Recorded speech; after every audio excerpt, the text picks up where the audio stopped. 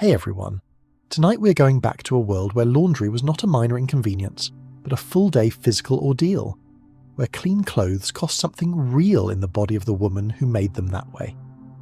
We have got a Monday morning in 1942 where you're about to discover exactly how much work existed between a dirty shirt and a dry one.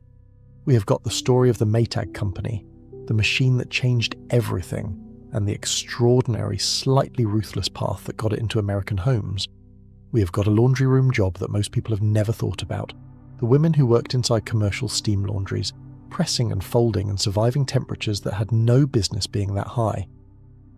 And we have got a closer look at what the cheerful advertisements for soap flakes and wringer washers never quite got around to mentioning: the injuries, the chemical burns, the bodies worn down quietly over years, and the way women found small dignities inside work that nobody photographed and almost nobody thanked them for.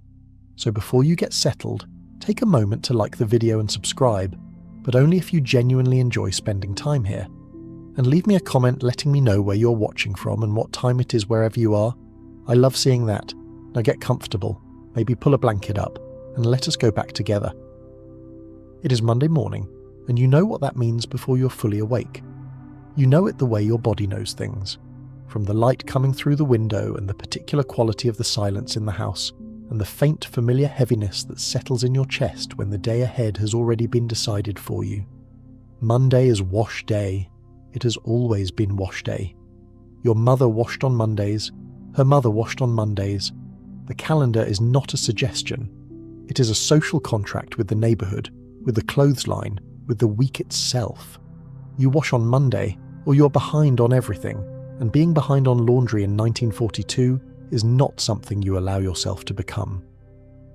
You get up before the children are awake. This is not discipline, this is physics. The water needs time to heat, and the heating takes time, and the time is finite, and there are 5 people in this house, and all of them wore things last week. You shuffle through the dark kitchen in your housecoat and your shoes that are not quite shoes, the soft ones you keep by the back door, and you light the burner under the largest pot you own. Not a kettle, a pot. A genuine, substantial vessel capable of holding enough water to matter. You fill it from the tap, and the tap runs cold because the morning has not warmed anything yet, and the cold water runs over your wrists and your forearms, and you register it without reacting because you have been doing this long enough that your body has learned what requires a reaction and what does not. The kitchen smells like gas and old coffee, and something baked from 2 days ago that has become part of the walls. The window above the sink is dark. Somewhere outside, a bird has decided that 5:15 is a reasonable time to begin an opinion about something, and you listen to it for a moment while the water begins its slow climb toward warmth. And then you go to the bedroom where the laundry has been accumulating in the corner since Thursday, because you run a tight ship, but you're not unreasonable, and you begin to sort. Sorting is not a casual activity. Sorting is a system, and the system has been refined over years and passed down through mothers and aunts and neighbours who leaned over back fences and said things like, "You know what I do with the coloured things," and you listened carefully because information like that was genuinely useful and not freely given. Whites go together, darks go together, delicates, which means your one good blouse and the children's Sunday things, go in a separate pile that will be handled with a different degree of emotional investment. Work clothes and everyday things form their own pile, the heaviest, the most troublesome, the ones that have been outside and in contact with the world in ways you do not want near your good linens. You carry the white pile back to the kitchen, and the pot is beginning to make a sound that means it is thinking about becoming hot, and you are glad of that. If you'd rather listen with your eyes closed, find us on Spotify, link in the description. You go to the cabinet under the sink and retrieve the Fels-Naptha soap, the bar kind, orange-brown and dense with a smell that is clean in the way that cleaning products are clean, functional and chemical, and without any pretense of being pleasant. You will grate some of this into the hot water. You have a grater for this purpose specifically, kept separate from the food grater because you learned that lesson once and only once. You also have a box of washing soda on the shelf, the kind that comes in the bright blue and white box, and borax in the cardboard container that has been half used since autumn. And these things are your tools the same way a painter has colours, each one for a specific purpose, each one doing a job that the others cannot quite do alone. The water in the pot is steaming now, not boiling but close, and you grate the soap into it in long, decisive strokes and watch the pale curls of soap fall into the water and begin to dissolve. The smell changes, becomes something sharper and more purposeful. You stir it with the long wooden stick you keep for this, not a spoon, a stick, something you can grip at the top while the bottom end is deep in very hot water, because the physics of that situation have introduced themselves to your hands before and you did not find the introduction enjoyable. The wringer washer is in the back room, the utility porch off the kitchen that has no heat and no insulation, and smells faintly of rubber and old water no matter how thoroughly you clean it. You bought the wringer washer in 1939, second-hand from a woman 2 streets over who was moving to her daughter's house and could not take it with her, and you paid $12 for it and spent the better part of one afternoon figuring out how the wringer mechanism worked without losing a finger in the process. And there were moments during that afternoon when you had questions about the decision. But you have made your peace with the machine now. You understand each other. You know that if you feed fabric through the wringer at an angle, it will jam on the far side and you will have to reach in and pull it loose. And you know that if you run it too fast, it makes a sound like someone unhappy about something. And you know exactly how full to fill the basin before the water spills over the edge when the agitator starts. You fill the basin from the pot, which means carrying the full, heavy pot from the stove to the porch and pouring carefully, and your arms register the weight with something between a complaint and an acknowledgement. This is the first of many trips. Cold water from the hose follows to bring the temperature down to something the fabric can tolerate without damage, and you test it with your forearm the way your mother showed you, the underside of the wrist where the skin is thinner and more honest about heat. When it feels right, you begin loading the whites. The agitator starts with a sound you have heard so many times, it has become its own category of ambient noise, something between a mechanical heartbeat and a gentle argument. It moves the clothes back and forth through the hot, soapy water, and you watch it for a moment with the particular attention of someone who has seen things go wrong with this step. A sock caught underneath, a button worked loose and rattling around the basin, a collar that did not quite stay submerged.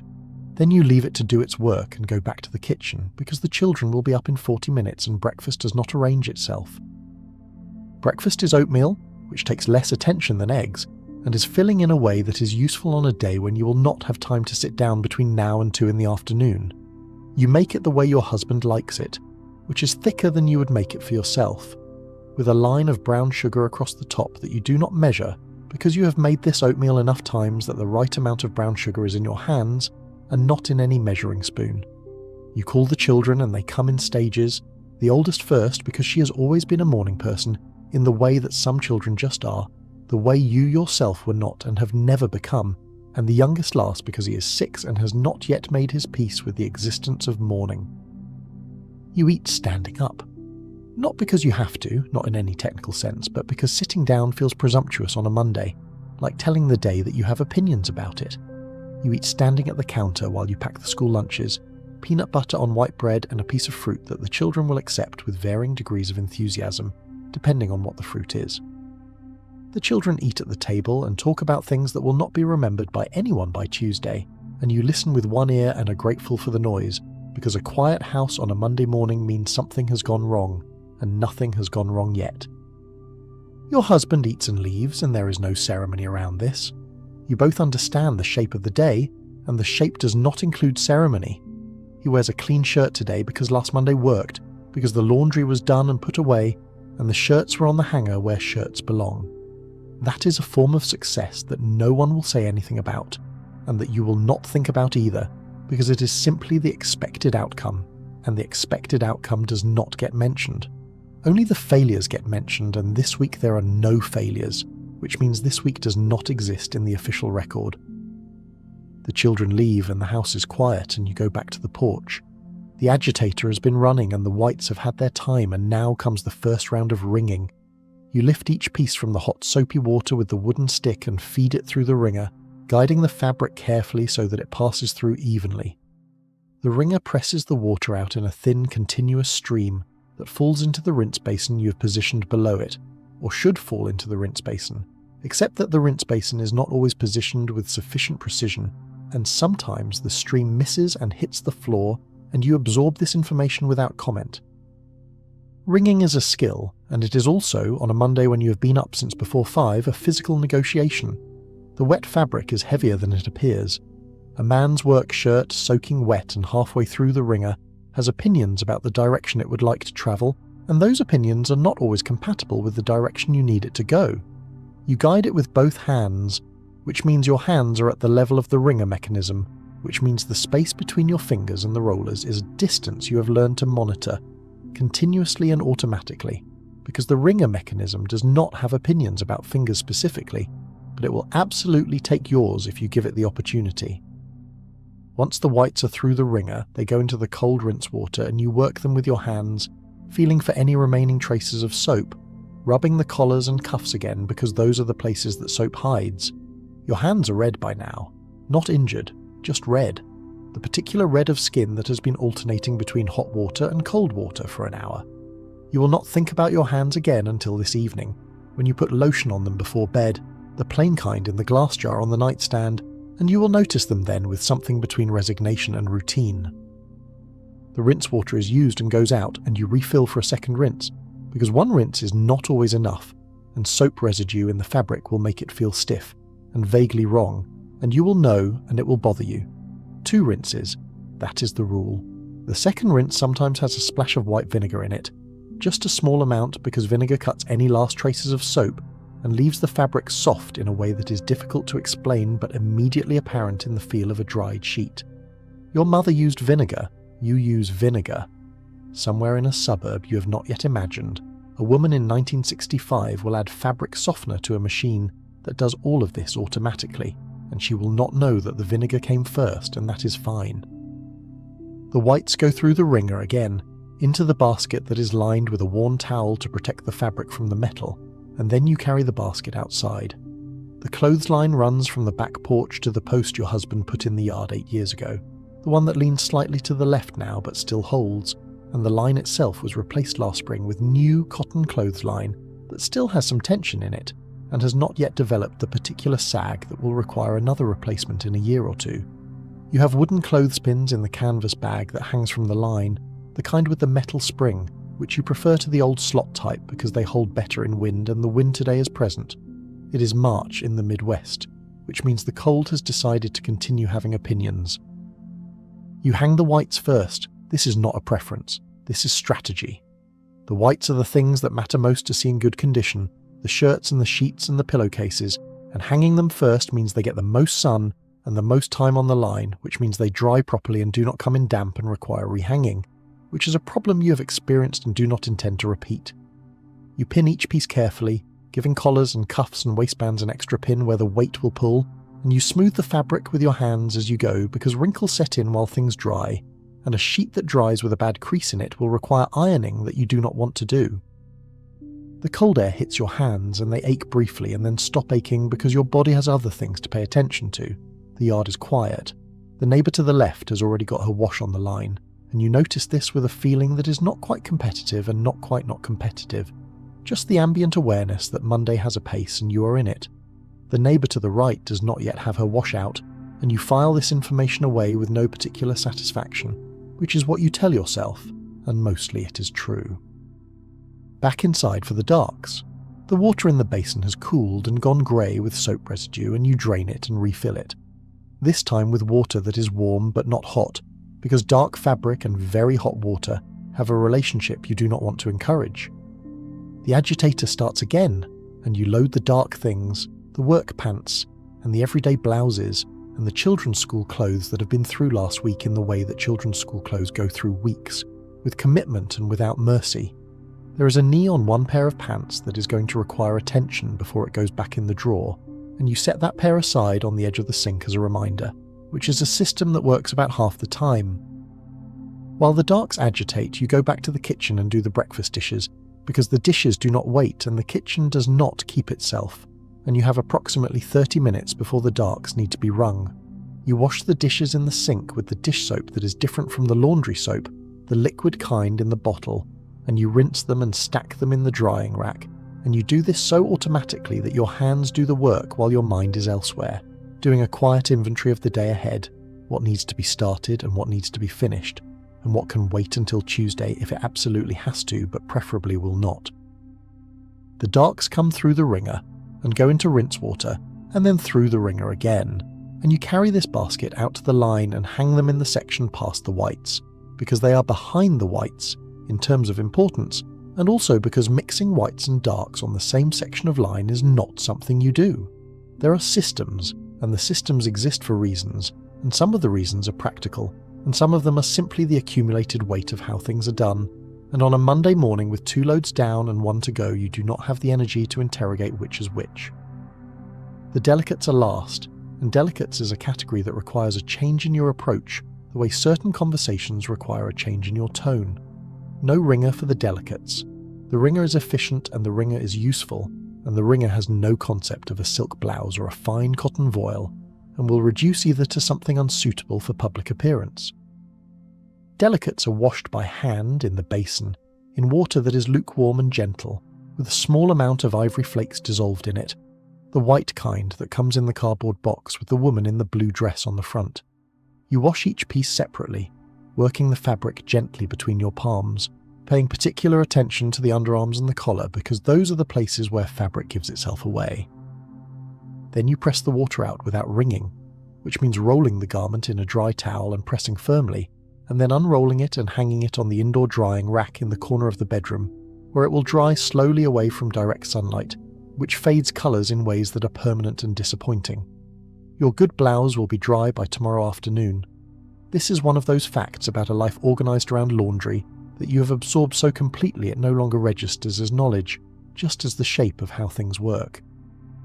By the time the delicates are done, it is past 10 o'clock.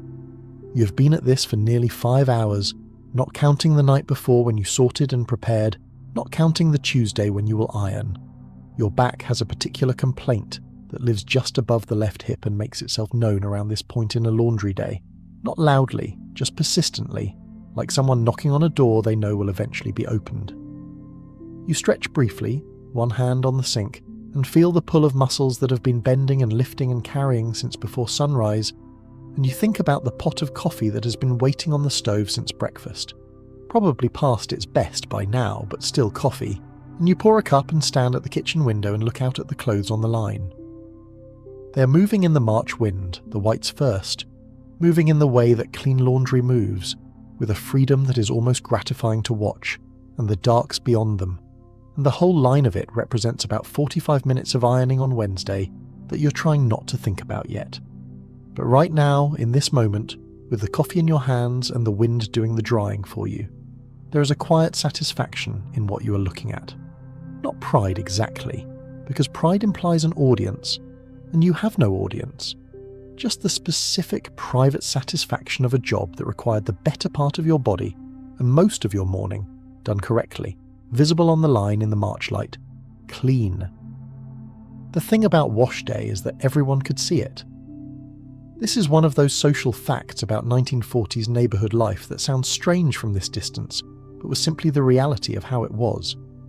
The clotheslines were not private. They were in the backyards and the side yards and sometimes strung between buildings, and they were visible to anyone who looked, and people looked. A woman's laundry on the line told the neighbourhood something about her, about the state of her household, about her standards, about whether she was the kind of woman who let things go, or the kind who held everything together. White things that were genuinely white, not just clean but bright.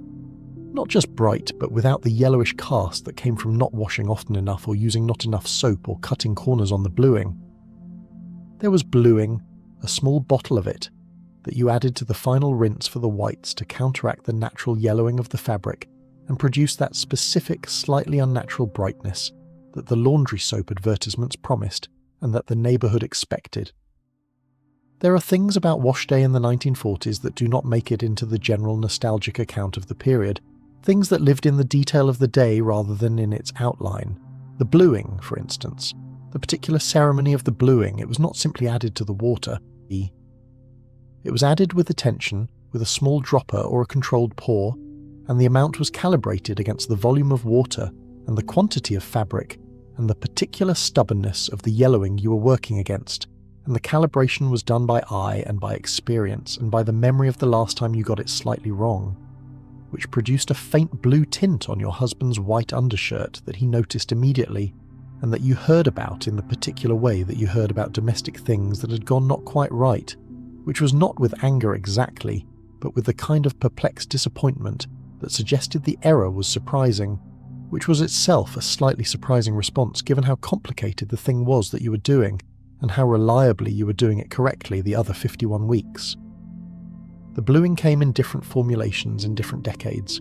The oldest kind was an actual Prussian blue compound in liquid suspension, brilliant blue and concentrated enough that a drop on your skin would stain it noticeably for a day or two, which was an occupational fact of managing it, and not a cause for alarm but a thing you knew about it and planned around. Later formulations were less dramatic in their staining capacity, and the shift from the loose liquid bluing to the ball bluing, which was a small sphere of compressed bluing agent that you placed in a cloth bag and swirled through the rinse water, represented one of those small ergonomic improvements that were not heralded anywhere but were noticed immediately by the women who used them, in the same way that a slightly better grip on a pair of scissors is noticed immediately by the person using them, even if they would not spontaneously produce it as an example of technological progress. The ironing that followed the washing, which we have referred to several times this evening as Wednesday's burden without giving it its full due, was its own significant undertaking, and it is connected closely enough to the washing that it belongs in the same account.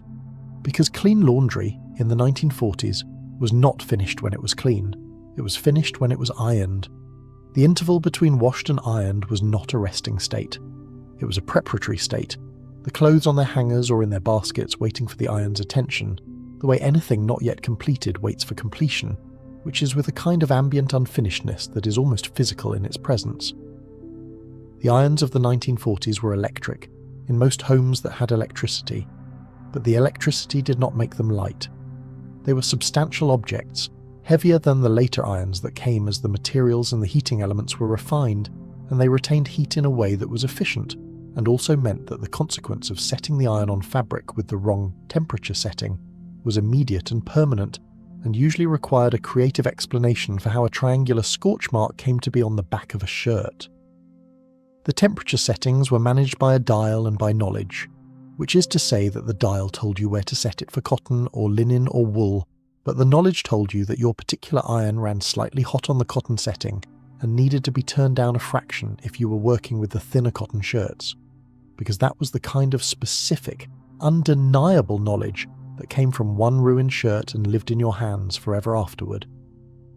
The ironing board was set up in the kitchen, or the bedroom, or the utility room, wherever there was space and light enough to see what you were doing, and it was set up at the beginning of the ironing session and stayed up until the session was complete, which was several hours if the basket was full, which it generally was because if you were ironing you had let enough accumulate to make the setup worthwhile. The ironing board cover was cotton twill, replaced when it became too stained or too slack to lie flat under the fabric, and underneath it was a pad of some thick, dense material, asbestos in some of the older models, before the 1940s made way for cotton batting as the standard, and the pad was responsible for giving the board the specific bounce and firmness that made pressing effective, the slight give of the surface that allowed the iron to press the fabric against something that yielded, rather than against something hard that would leave impressions. Starching was managed at the ironing board with a bottle. The glass bottle with the stopper, which was a common implement, was filled with water that had a small amount of starch dissolved in it, and you shook it over the fabric before pressing to add moisture and body simultaneously, and the steam that rose when the hot iron hit the damp starched fabric was one of the sensory signatures of ironing day in the 1940s, a clean, slightly starchy smell that settled into the house and that you did not notice anymore after enough Wednesdays. The same way you did not notice the coffee smell in the morning, or the soap smell on Mondays, because the smell of the routine becomes the smell of the house, and the smell of the house becomes the smell of ordinary life. The specific physical position of ironing, leaning slightly forward over the board with one hand guiding the fabric and one hand on the iron, was a position that the back learned to accommodate over time, learned in the way that the body learns anything, which is by doing it enough times that the accommodation becomes automatic. The price of the accommodation was, over years, the kind of postural change that begins as a habit of position and eventually becomes a habit of the spine, and this is something that the women who ironed for decades and the physicians who examined them later had occasion to discuss and the discussion was, again, in the matter-of-fact vocabulary of chronic conditions that were present and managed rather than acute conditions that required intervention. You knew women who ironed everything: sheets, pillowcases, towels, dish towels, children's underclothes, your own slips. You also knew women who drew the line at sheets and who were philosophical about dish towels, and the line each woman drew was a form of self-expression that expressed her standards and also her time, and also her assessment of where the effort was genuinely worthwhile versus where it was the performance of thoroughness rather than thoroughness itself. You drew your own line somewhere in the middle, as most women did, after some experimentation and some quietly held opinions about what was necessary that differed from what the home economics textbooks would have suggested was necessary, and that private divergence from the official standard was a small and normal assertion of judgment in a domestic life that had very many standards and not quite enough hours. If you like the video so far, please leave us a like and a sub. A sub to the channel helps us make more videos for you to watch and keep the channel alive. Oh, and if you'd rather just listen, we're on Spotify too, link in the description. You had bluing. Of course you had bluing. You had bluing in the cabinet next to the washing soda and the borax, the small blue bottle with the stopper, and you used it with the precision of someone who understood that too much produced a faint blue tint on the whites that was wrong in a different direction from yellow, equally noticeable and equally spoken about.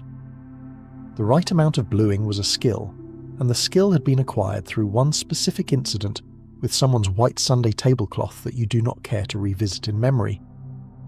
Beyond the bluing and the brightness there was starch. Certain things required starch and certain things required different amounts of starch, and knowing which was not written down anywhere, but was instead carried in the hands of women who had learned it from women who had learned it.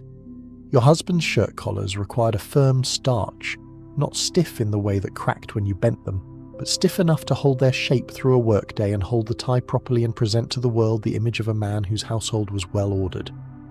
The children's Sunday clothes required a lighter starch, enough to give them crispness and dignity in church without making them feel, as your son once described it when he was 4, like wearing a cardboard box.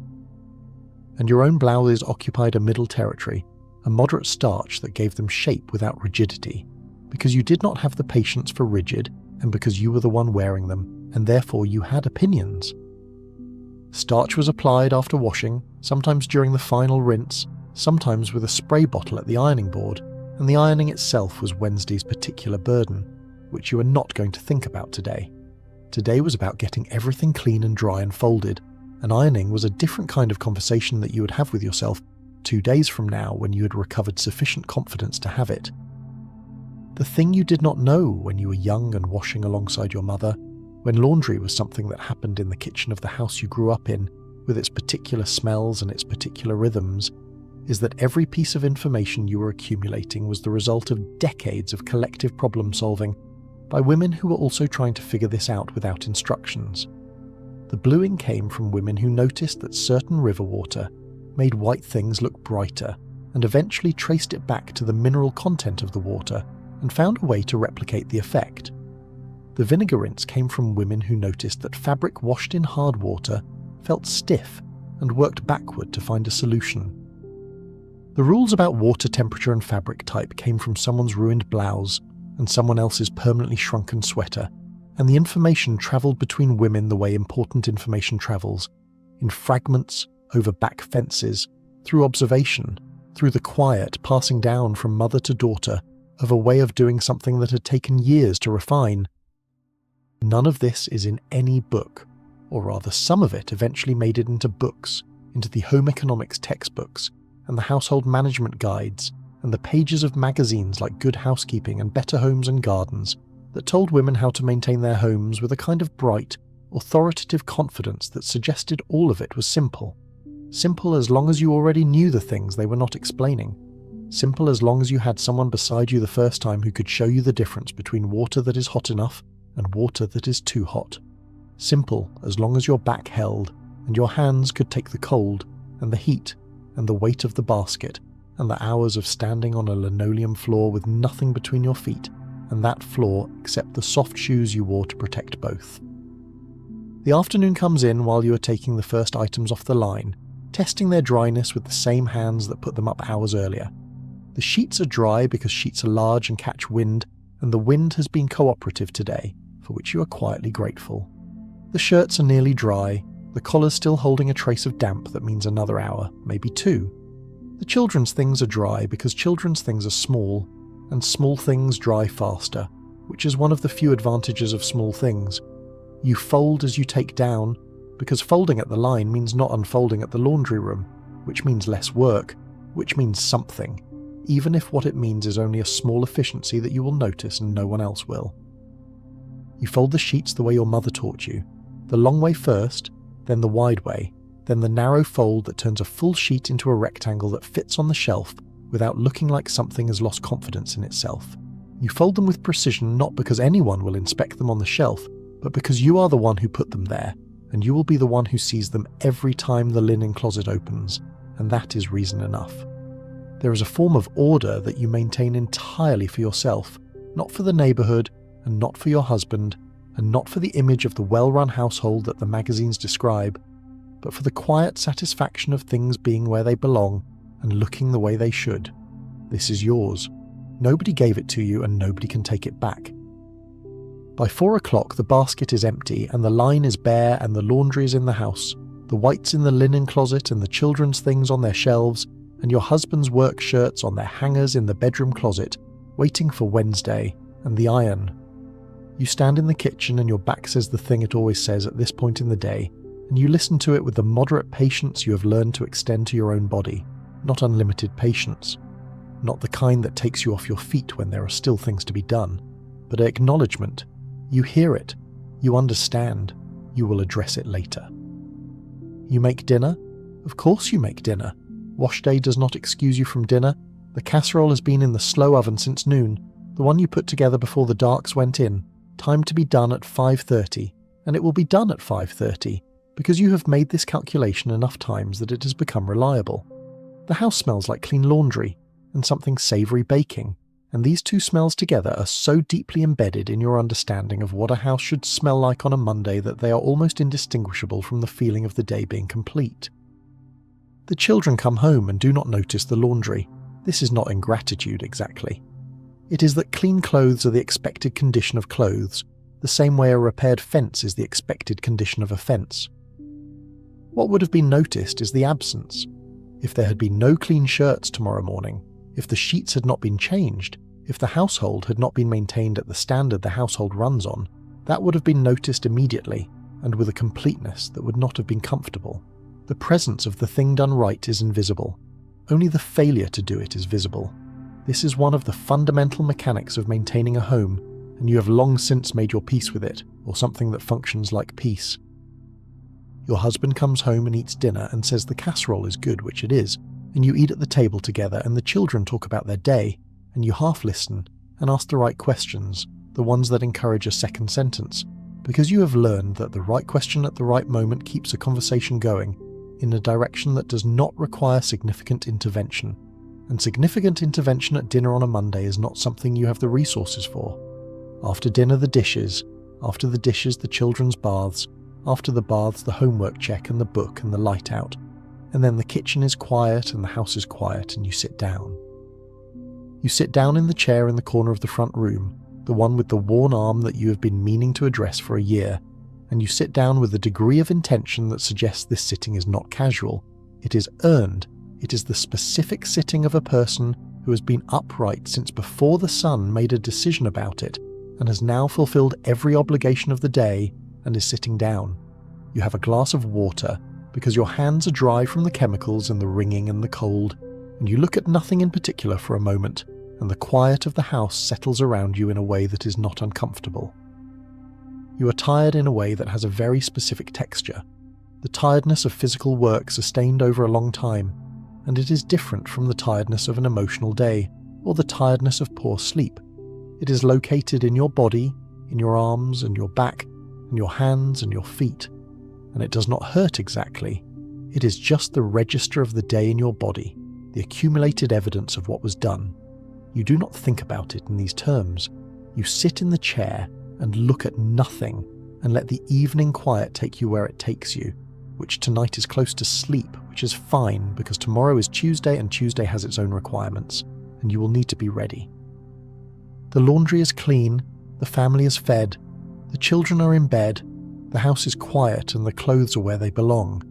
This is the accounting of the day. It does not appear in any ledger, and no one will acknowledge it, and by Thursday it will have been undone completely and will need to be done again. But tonight, in the specific quiet of Monday at 10 o'clock in a 1942 house that smells like soap and supper, it is enough. Enough was always the measure. Not more than enough, not celebrated or remarkable, just enough, done right, done again, done. There is a line of thought that runs through the history of American domestic labour that tries to account for what all of this was worth, in hours and effort and physical cost, and the accounting is uncomfortable because the numbers do not come out small. Studies done in the 1930s by researchers at land-grant universities, the kinds of studies that tried to measure how housework actually worked and how long it actually took, consistently found that the average housewife in a household without labour-saving appliances spent somewhere between 40 and 60 hours a week on household tasks, with laundry alone accounting for somewhere between 6 and 12 hours when you counted preparation, washing, wringing, hanging, taking in, folding, and ironing together. 6 to 12 hours for one weekly task, repeated every week, 52 weeks a year, for as long as there was a household to run. That is a number that deserves to sit in the room for a moment before we move on. And that is only the beginning of what the story of 1940s laundry is actually about. Because underneath the Monday routine, underneath the wringer washer and the Fels-Naptha and the clothesline and the bluing, there was a larger story being written by the companies that made the machines and the soap and the systems. And that story had everything to do with who won and who worked and who decided what clean was worth. Frederick Louis Maytag did not set out to build a washing machine empire, he set out to survive a slow season. That distinction matters, because it tells you something about the way large things begin, which is almost never with a clear vision and a confidence that history will validate, but almost always with a problem that needs solving in the immediate and unheroic present. In the late 1800s, Frederick Maytag was running the Parsons Band Cutter and Self-Feeder Company in Newton, Iowa, which made attachments for threshing machines and had the particular vulnerability of businesses built around seasonal agriculture, which is that between late summer harvest and the following planting season, the orders dried up and the workers had nothing to do and the payroll had to be met anyway.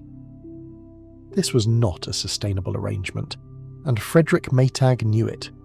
He needed something to manufacture in the winters that was not connected to the rhythm of crops. He needed, in the plainest possible terms, a second product. The product that arrived was not, at first, a washing machine. It was a hand-cranked device for agitating clothes in a wooden tub, introduced in 1907, which was less a technological revolution than a mechanical convenience, a way of doing by crank what had previously been done entirely by hand. It sold modestly. It demonstrated, at minimum, that there was a market for making laundry somewhat easier, which was useful information. And Maytag, who was the kind of man who'd learned to pay attention to useful information, noted it.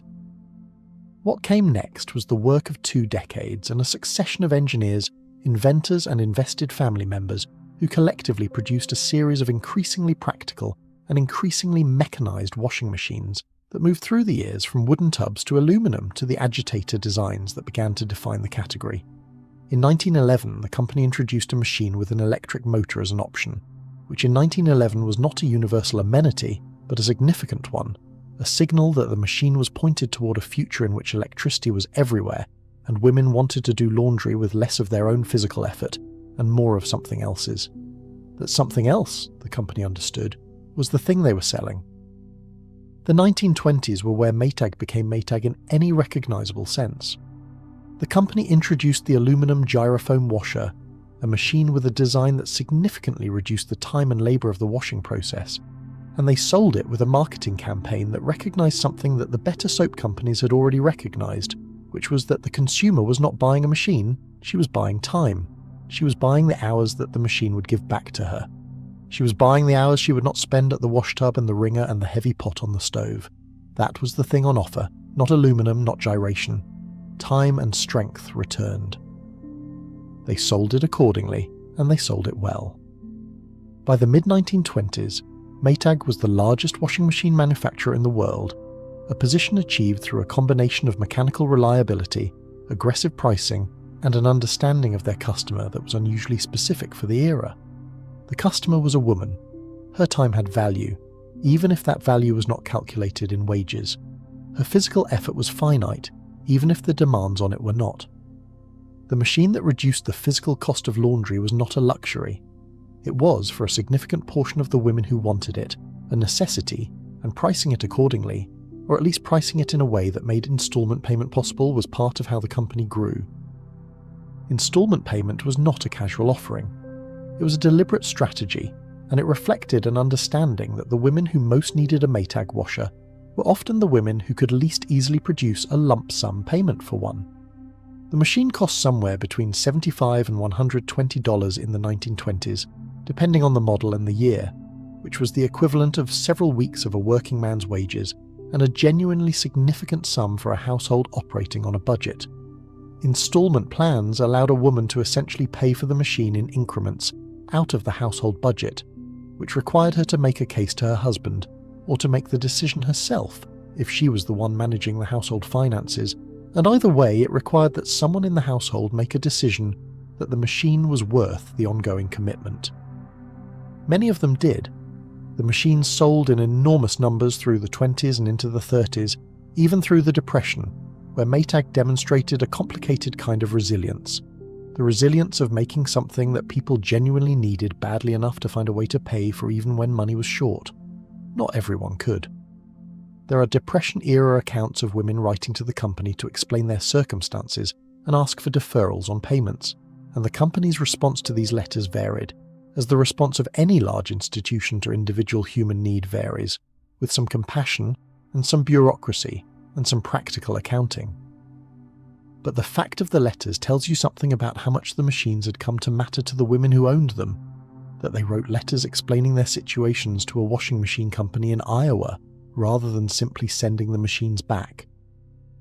The Depression also produced a moment that became part of the Maytag company's mythology,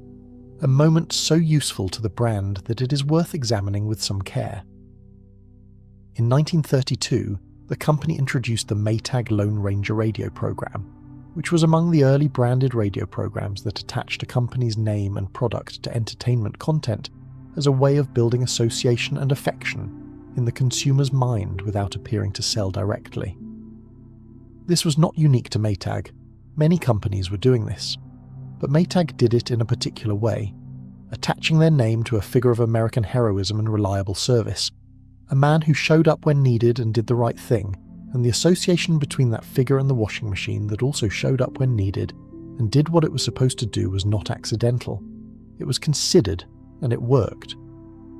The 1940s brought the war and with it a set of complications that a washing machine company was not designed to navigate but had to navigate anyway.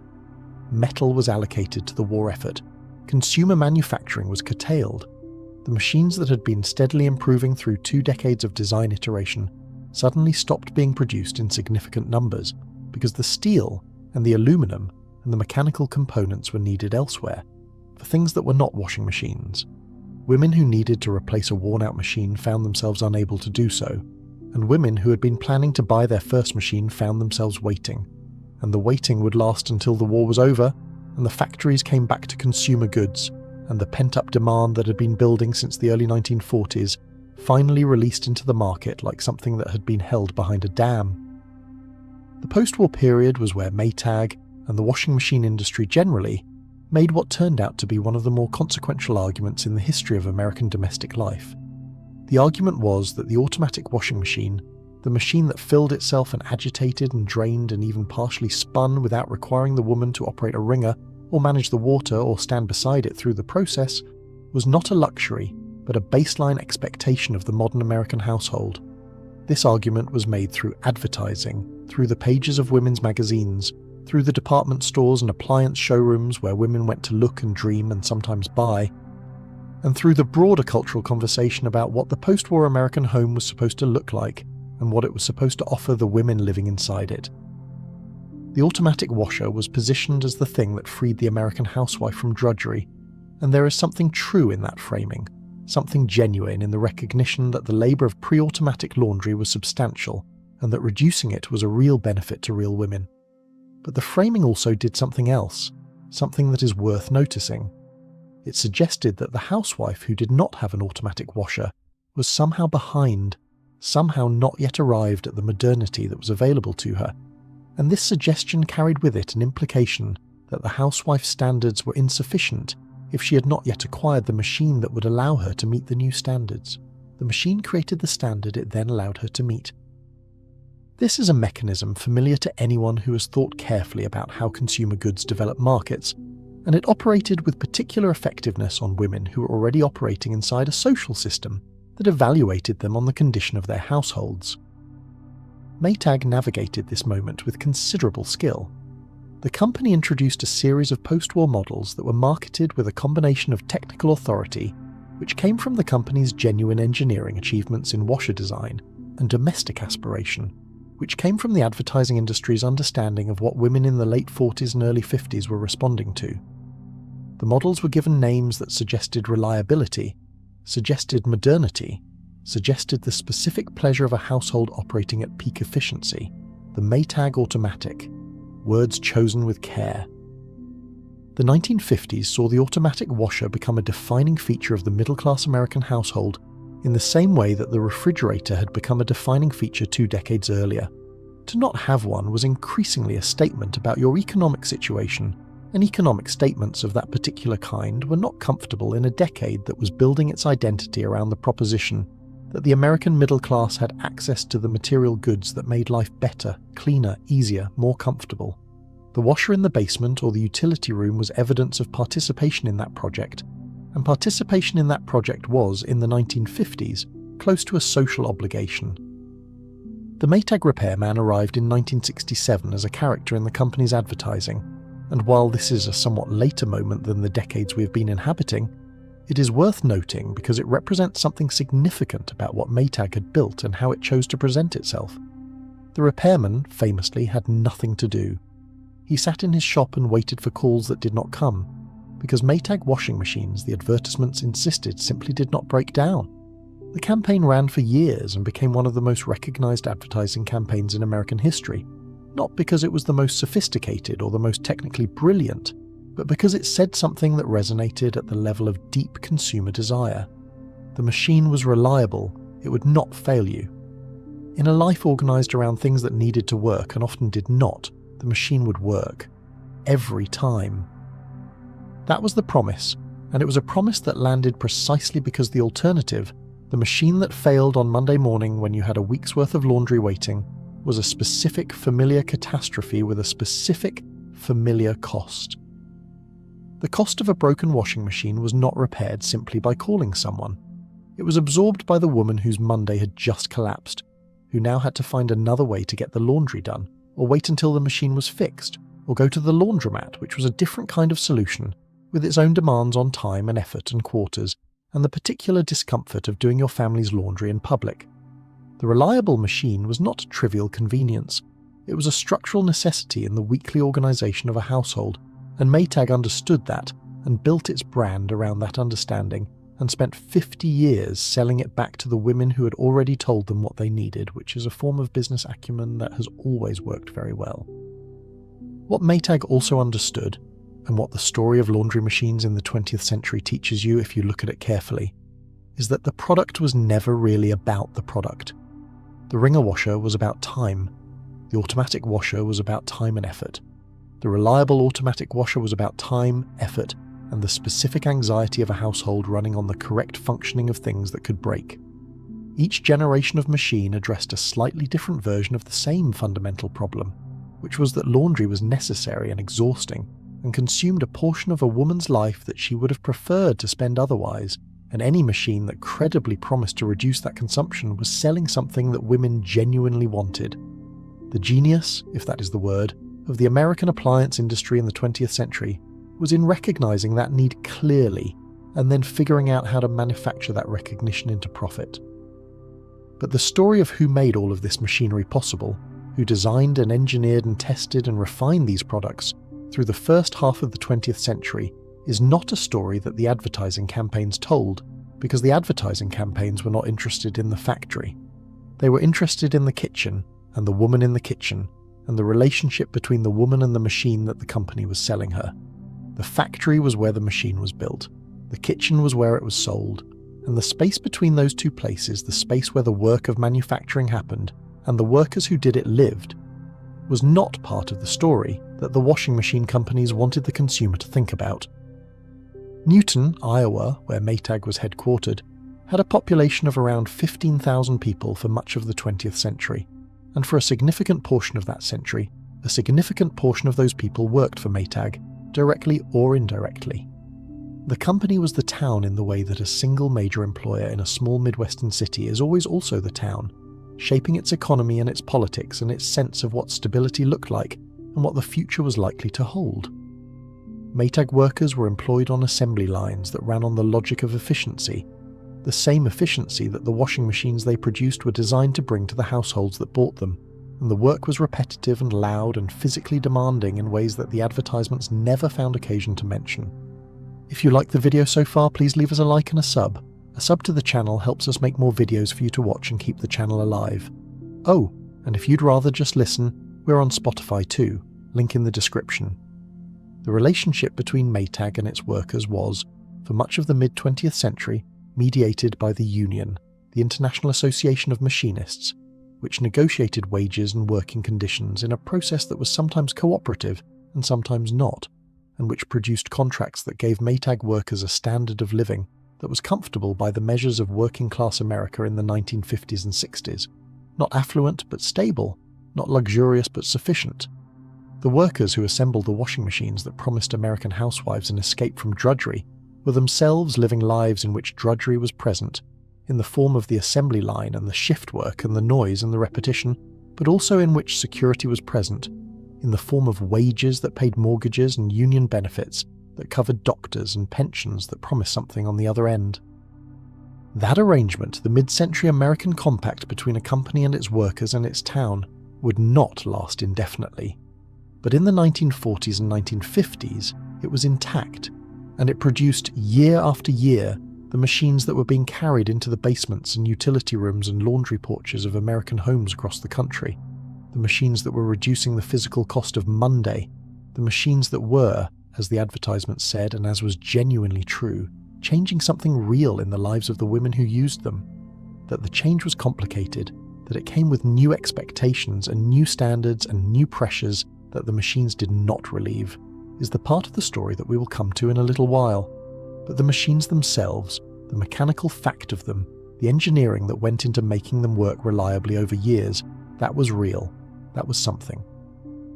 And somewhere in Newton, Iowa, on an assembly line that no advertisement ever photographed, there were people who built that something carefully, precisely, repeatedly, and went home to houses in the same town where the thing they built was admired and purchased and depended on by people who did not know their names. There is a particular product in the laundry story that deserves its own moment, not because it is the most dramatic story or the most technically complex, but because it is so ordinary that its ordinariness becomes interesting when you look at it closely. The product is Tide, the laundry detergent introduced by Procter & Gamble in 1946, the one in the orange and yellow box, the one that is still on the shelf in the laundry aisle of every grocery store in America, the one that has been there in some form for nearly 80 years, and which most people who use it have never thought about for more than the 3 seconds it takes to pour it into the machine.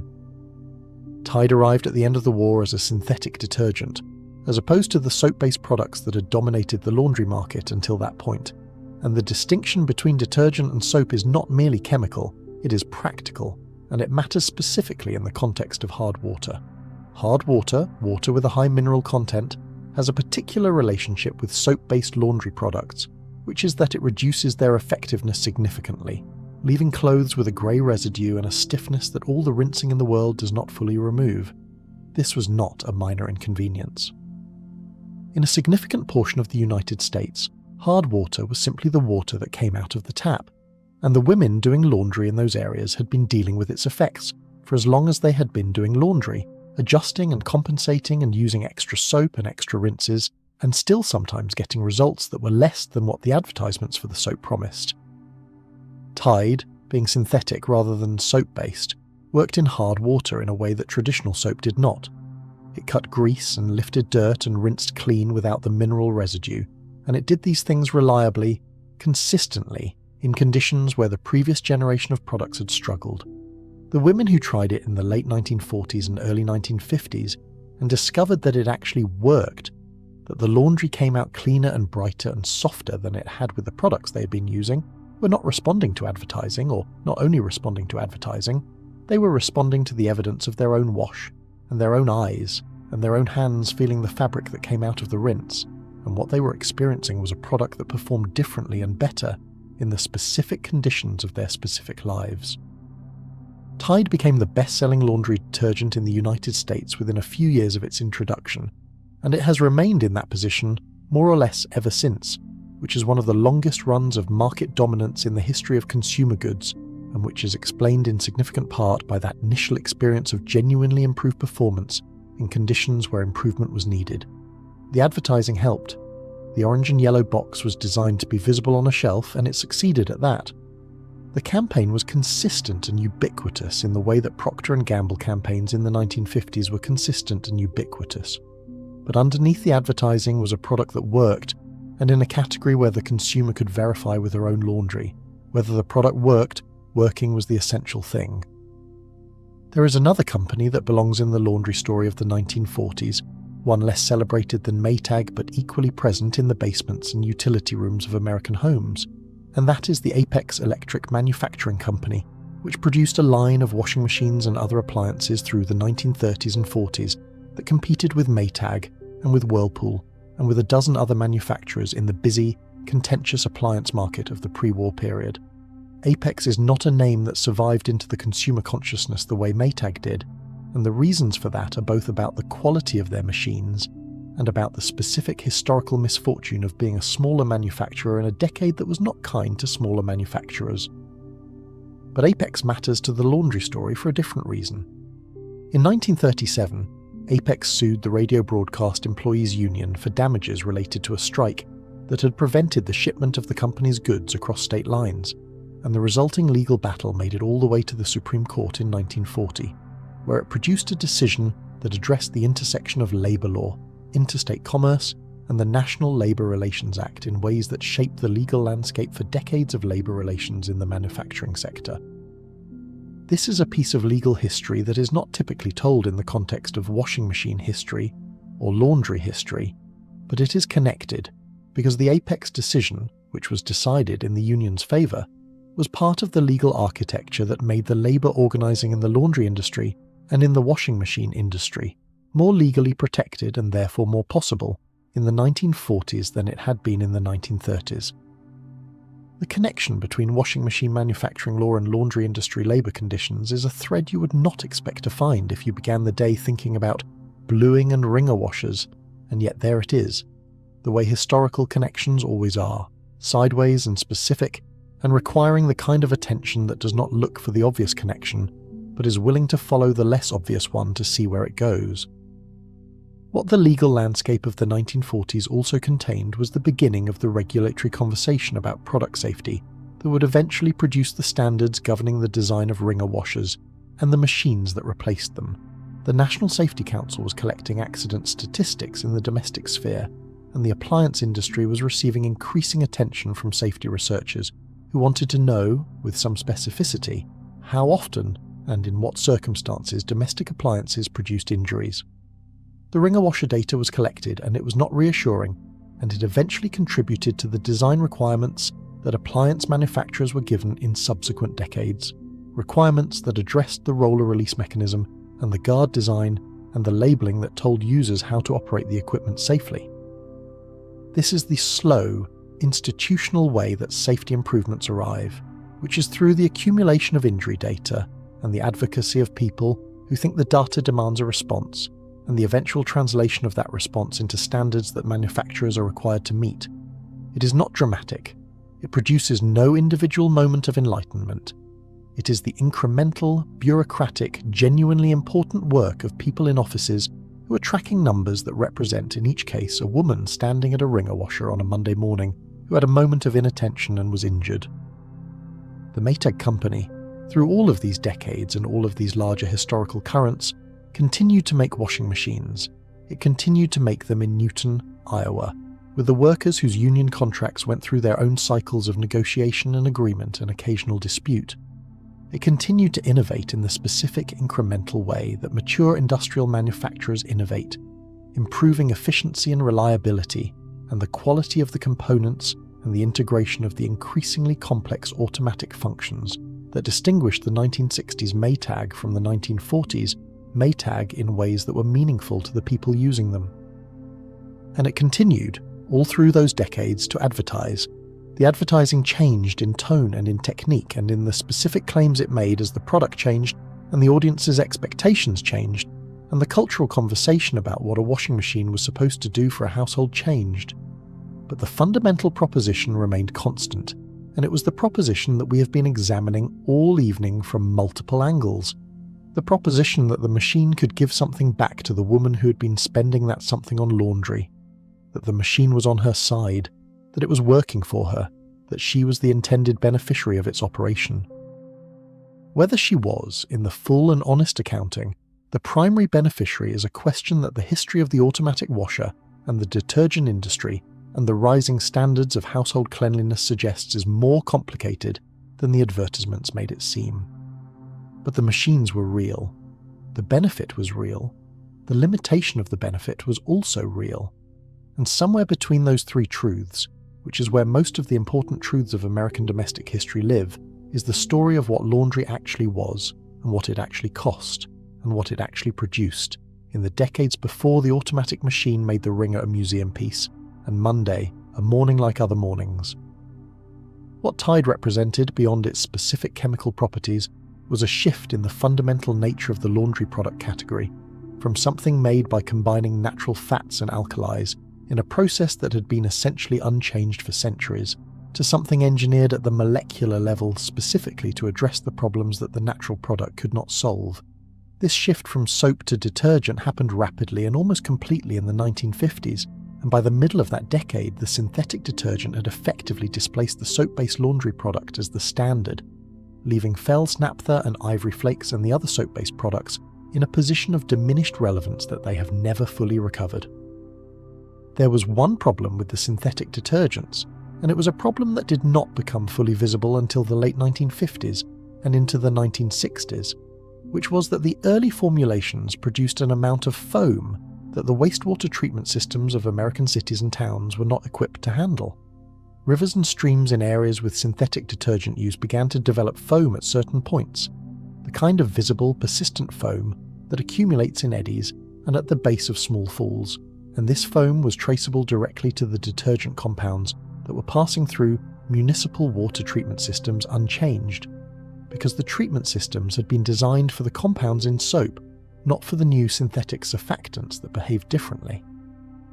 The problem was real enough and visible enough to attract attention, and eventually to push the industry toward the development of biodegradable surfactant formulations that would break down in the environment rather than accumulating in it. This was an early and instructive example of the category of problem that arises when a new product is introduced at scale into systems, both technical and natural, that were not designed to accommodate it, and it is a pattern that would repeat itself several more times in the history of American consumer goods, though rarely with as visible and literally foamy a manifestation as this particular instance. Tide and its successors reformulated, the industry adapted, and by the mid-1960s the most egregious foaming problem had been addressed, though the broader question of what synthetic detergent compounds do to aquatic ecosystems has continued to be examined and refined over the decades since. The point for our purposes tonight is that the orange box of Tide that sat on your grandmother's laundry shelf was not a simple or static thing. It was the product of a particular moment in the history of chemistry and consumer goods manufacturing and post-war American prosperity, and it changed in response to pressures that were partly competitive and partly regulatory, and partly the result of someone standing on a bridge over a river in Iowa or Ohio, looking at the foam and thinking that something had gone wrong that needed to be addressed. The product that is on the shelf today bears the same name and the same colours as the product introduced in 1946, but it is not the same product, which is true of most things that have been around for 80 years, and which is, if anything, evidence of the kind of adaptation that keeps a product relevant through multiple cycles of consumer expectation and regulatory pressure and technological change. And while all of this was happening in the laboratory and the factory and the advertising department and eventually in the river, Monday was still Monday. The clothes still needed washing, the water still needed heating, the machine, or the wringer, or the pot on the stove still needed to be managed. The women who were doing this work were adapting to the new products and the new machines in the way that people adapt to new tools, with a combination of gratitude for what works better and continued skill in managing what does not work perfectly. The automatic machine did not make laundry effortless, it made it less effortful, which is a real and meaningful distinction. The synthetic detergent did not make laundry magical, it made it more reliable, which is also real and also meaningful. But the hands loading the machine and the back bending over the basket and the feet standing on the basement floor while the machine ran, those remained, and the skill that went into getting the clothes clean and dry and properly sorted and eventually ironed and put away remained the skill of a specific person doing a specific job, regardless of what the equipment had become.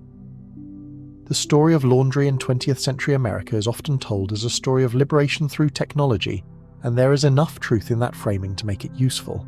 The technology did make things easier. The automatic washer was meaningfully better than the wringer washer, and the wringer washer was meaningfully better than the washboard, and the washboard was meaningfully better than taking clothes to the river and beating them on rocks, and none of those improvements should be dismissed as trivial because they were not trivial. Each one returned something to the women who used it. Each one gave back hours. But the liberation story, told without its complications, leaves out the part where the freed time was immediately filled with other expectations, where the cleaner results of the new machines raised the bar for what clean meant, where the ease of washing more often led to washing more often, and where the woman who had previously washed once a week now felt, or was made to feel, that once a week was no longer sufficient for a household with a properly functioning automatic washer and a properly modern approach to hygiene. That is the story for later. Right now, the machines need loading, and the detergent needs measuring, and somewhere in a commercial laundry on the edge of a city you have not yet visited, a woman is pulling a cart of wet sheets toward a bank of flatwork ironers, and the steam is already rising in the long, low room, and she has been here since 6 in the morning and will not leave until the cart is empty. You smell it before you see it. This is always true. The smell of a commercial laundry in 1948 is not a subtle smell. It is steam, and soap, and heat, and something else underneath. Something that belongs to the particular chemistry of dozens of pounds of wet cloth in an enclosed space being subjected to high temperatures, and it fills your lungs on the way in through the loading dock door in a way that takes a moment to adjust to, like going from one climate to another. You have been doing this for 3 years, which means the smell registers but does not stop you. You're already moving toward the cart. The commercial steam laundry where you work operates out of a long, low building on the edge of the business district. The kind of building that was built for function and has never been persuaded that function requires anything decorative. The ceiling is high enough to let the steam rise without suffocating everyone working below it, and the windows along the upper portion of the walls let in a kind of diffuse industrial light that is present all day without ever being warm. In summer, the building is an experience. In winter, the steam makes it bearable. Right now it is April, which means neither extreme is fully in effect. Just a persistent, heavy warmth that settles on your skin within minutes of arrival and does not leave until you do. Your station is the flatwork section, which means sheets and tablecloths and napkins and pillowcases, the broad flat items that can be run through the large flatwork ironer, a machine the size of a small car that feeds fabric between heated rollers and produces it on the other side pressed smooth and dry, ready for folding. This is your machine, and you know it the way you know anything you have worked alongside every day for 3 years, its particular sounds, the specific way the feed roller catches on a corner. If you have not aligned it precisely, the particular smell of scorched fabric that tells you the temperature has climbed slightly above where it should be and needs a moment before you feed the next item through. You start at 6 in the morning because the linens need to be done, and out by 10, the hotel sheets that come in twice a week, and the hospital linens that come in daily, and the restaurant tablecloths that come in at the end of service with things on them. You have developed the professional habit of not examining closely before they go into the wash. The sorting happened yesterday afternoon, the last thing of the day, done by the women on the late shift who have a different relationship to the end of the day than you do, which is that their end of day is your beginning of day, and the sorted carts waiting by the washers in the morning represent someone else's accomplished work that you build on. The washers are already running when you arrive. Beatrice runs the washers, has run them for 9 years, and Beatrice arrives before 6 because Beatrice has a system, and the system requires time to execute. And Beatrice is not a woman who compromises her system for the convenience of the clock. You respect this about her. You also respect that Beatrice has strong opinions about detergent ratios and water temperature, and the correct sequence for processing different categories of linen, and that her opinions have been right enough times and specific enough in their accuracy that contradicting them is an activity reserved for people with more evidence than you currently possess. The hotel sheets come out of the washer in a state that is wet but not dripping, because the extractor has done its preliminary work, a high-speed spin that removes enough water to make the sheets manageable without making them so dry that the ironer has nothing to work with. The extractor is in its own corner, and it makes a sound when it runs that is somewhere between a very confident hum and a mild disagreement. And after 3 years, you have become so accustomed to it that its absence, if it broke down, would be more alarming than its presence. You pull the cart from the extractor room to your station, and you begin feeding sheets into the flatwork ironer. This is the skill and the task and the physical reality of your morning, and it looks, to someone watching for the first time, like a relatively simple operation, and that impression is wrong in the way that most things look simple until you have to do them correctly and consistently for 4 hours under conditions that are warm and loud and leave no room for errors that cannot be corrected before the sheet gets to the folding end. Feeding the flatwork ironer correctly means presenting the leading edge of the sheet square to the feed roller,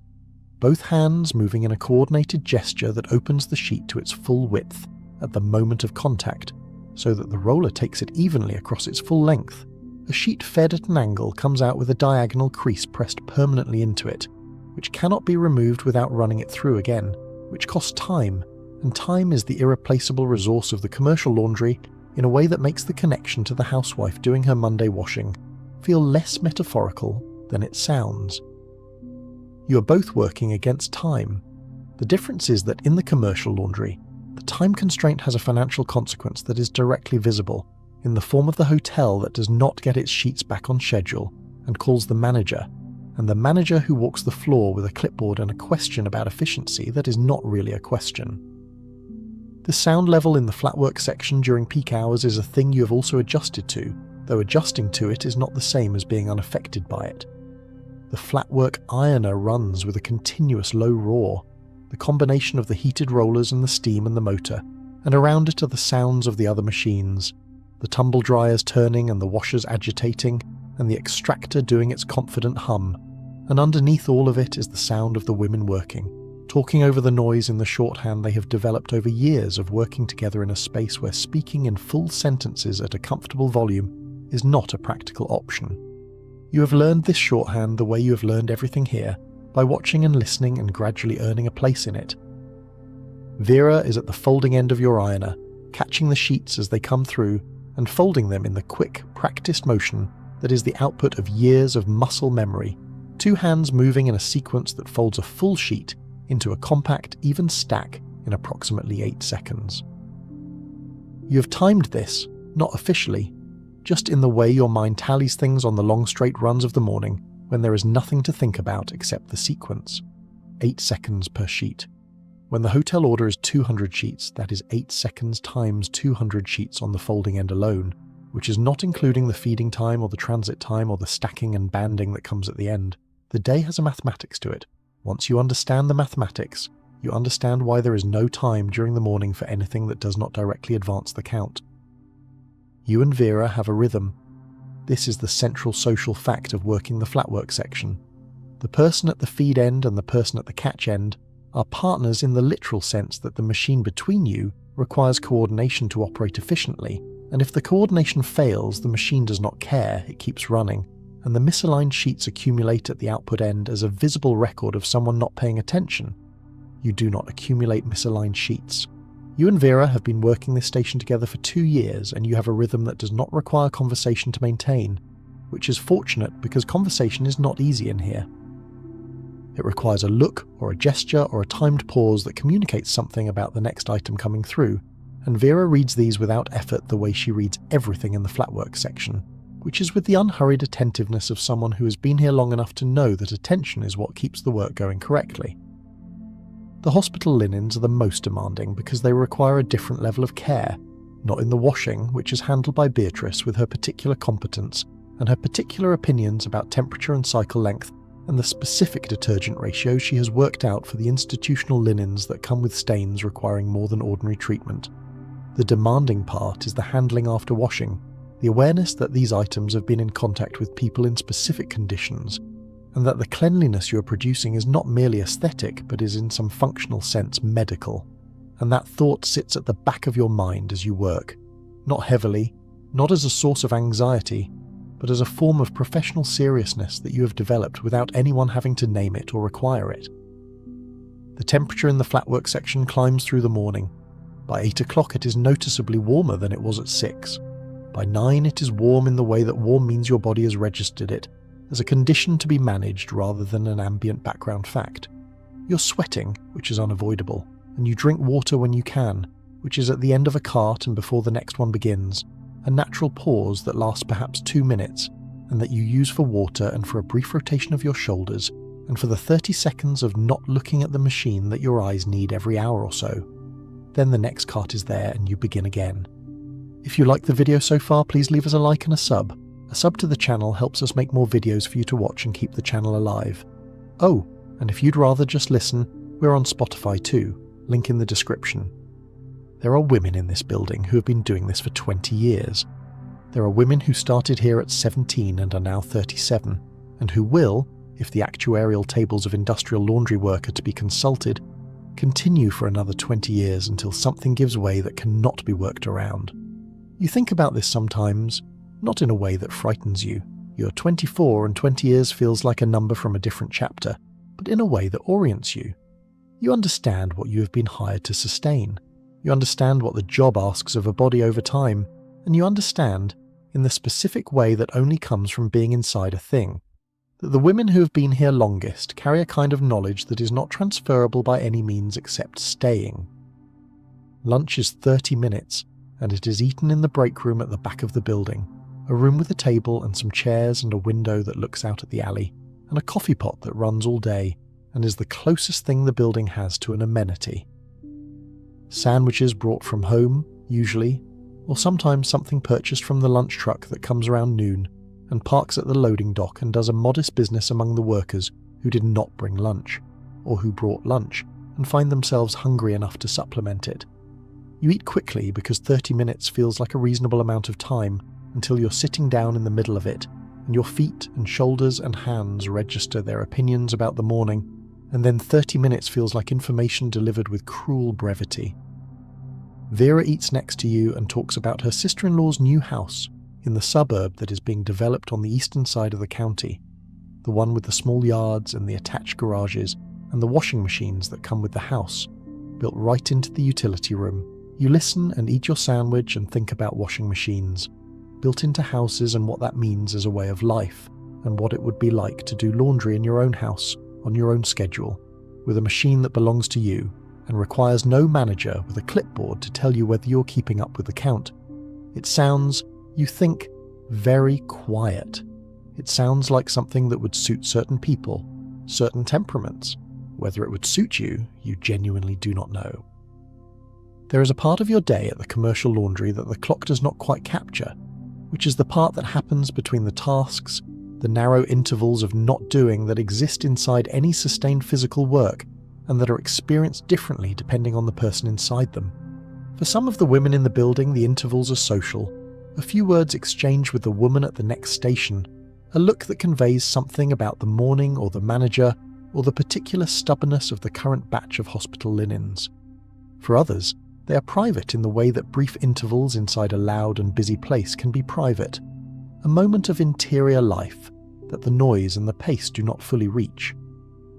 For you, in the press section during the afternoon, when the rhythm of the shirt pressing has settled into something that your hands can maintain without your full conscious attention, the intervals are where you think, not about anything structured or productive, not the way thinking is sometimes understood as a directed activity,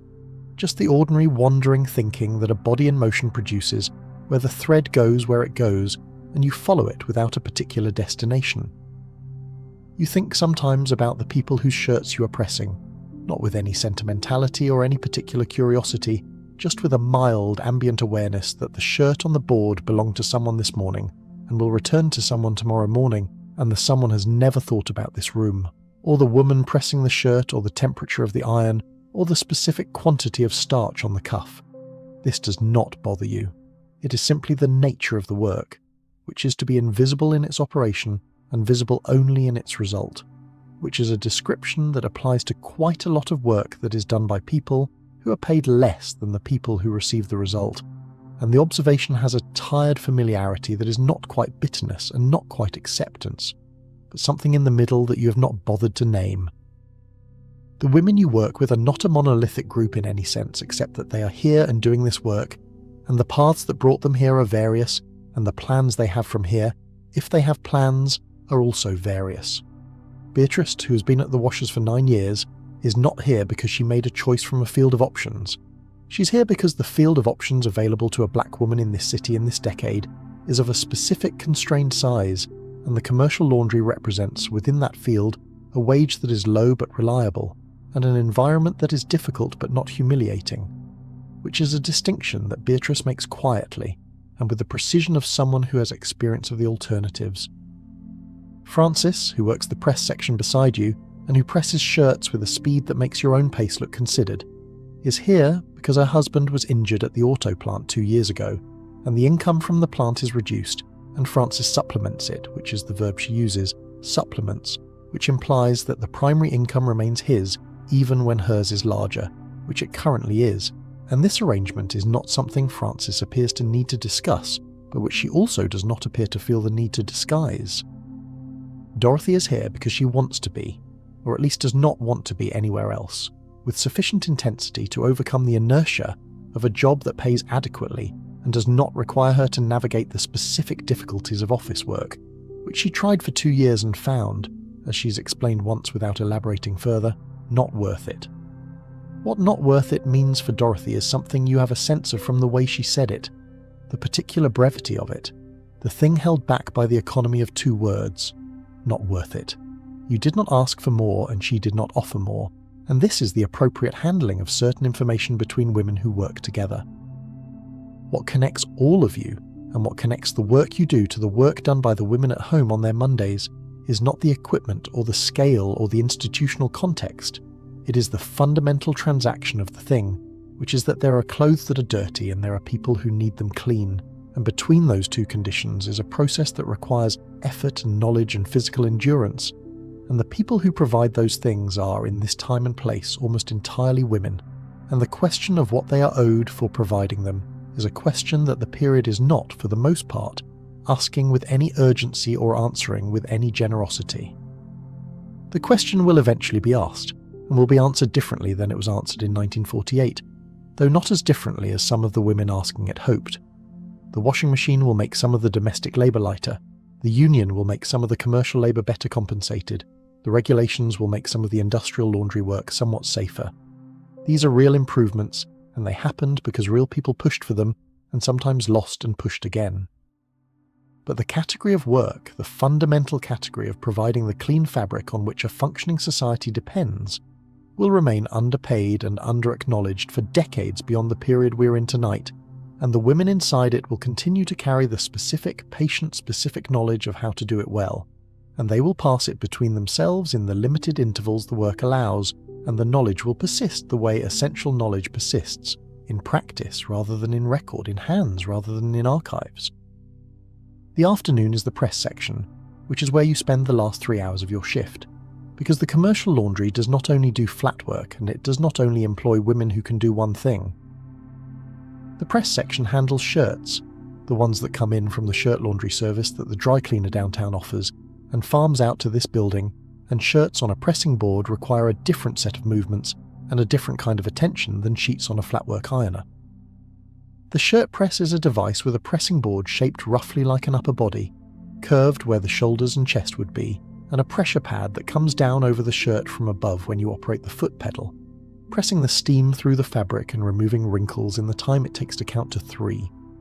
The sequence is specific, and it has been explained to you once and demonstrated twice, and after that it is your job to understand it well enough to do it correctly and at the pace that the afternoon count requires.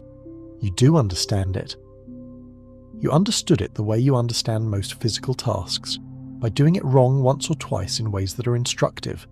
which is to say that a shirt pressed with the collar not properly aligned on the board comes out with a collar that is pressed in the wrong position,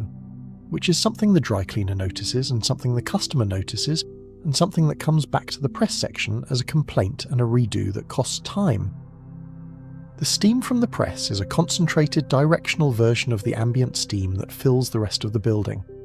When the pad comes down and the foot pedal is engaged, there is a hiss and a release, and a brief cloud of steam that rises from the edges of the shirt, and if your hands are in the wrong place when that happens, you know immediately and with clarity and with a degree of pain that makes the correct placement of hands on a pressing board a lesson that requires only one iteration to learn permanently. You learned this in the first week. Many things in the press section are learned in the first week. The shirts come through in batches by customer. The laundry tickets attached with small pins that tell you the customer number and the special instructions if any, and the special instructions in the shirt laundry business cover a range of preferences that you have learned to navigate without surprise. This customer wants light starch only on the cuffs. That customer wants no starch at all, which you register with the professional neutrality of someone who has learned that personal laundry preferences are not a category requiring judgment. Another customer wants very heavy starch on the collar and medium on the body, which is a combination that requires the starch spray to be applied at different concentrations to different parts of the same garment, which is a more skilled operation than it sounds when described, and which you do correctly and without conscious thought, after enough repetitions. The pay at the commercial laundry is not generous, and it is not meant to be. This is not a complaint so much as a fact about the category of work and the period of history and the specific mechanisms by which wages for women's work in the 1940s were set, which is to say by a combination of what the market would bear, which was not much, and what the prevailing assumption was about who this work was for and what it was worth, which were two questions whose answers were connected in ways that were not always fair.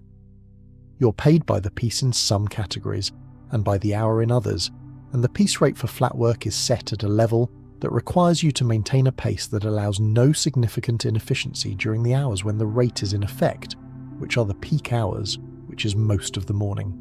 The hourly rate during the press section is slightly higher than the flatwork piece rate on a per-hour basis if you are keeping up, slightly lower if you are not. There are women in the pressing section who have been here long enough to know the manager's schedule and know the specific times of day when he is in his office rather than on the floor, and who adjust their pace accordingly, which is a form of workplace knowledge that you have acquired without seeking it and without judging it, because you understand that the relationship between a worker and a pace set by someone else is a negotiation that happens within the constraints of what can be seen and measured and what cannot.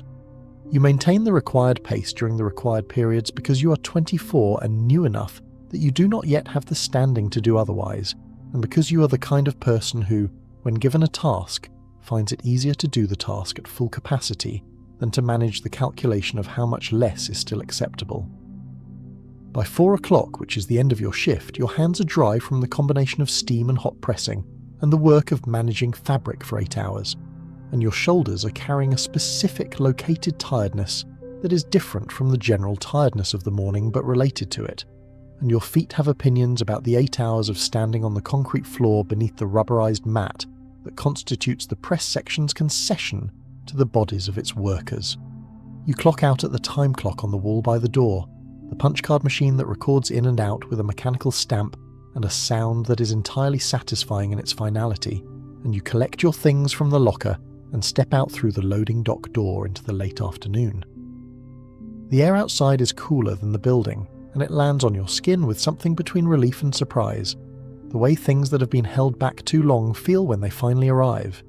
You stand on the dock for a moment, not because you need to, just because you can, just because outside is different from inside and the difference is worth a moment, and then you begin the walk to the bus stop. On the bus, which is full at this hour with the end of the working day carrying its various people toward their various homes, you sit by the window and you think about nothing specific, which is what the bus is for. You think about dinner in the abstract and about tomorrow's early start and about Vera's sister-in-law's house with the built-in washing machine, and about what it would mean to do laundry in a quiet house with no count and no clipboard and no flatwork ironer feeding sheets through heated rollers at whatever pace the mathematics of the day required. You think about it without longing exactly,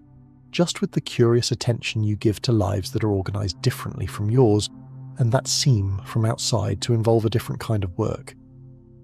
Different does not mean easier. You have lived with women who did their laundry at home, have watched what Monday morning costs in a house, without help and without a commercial machine,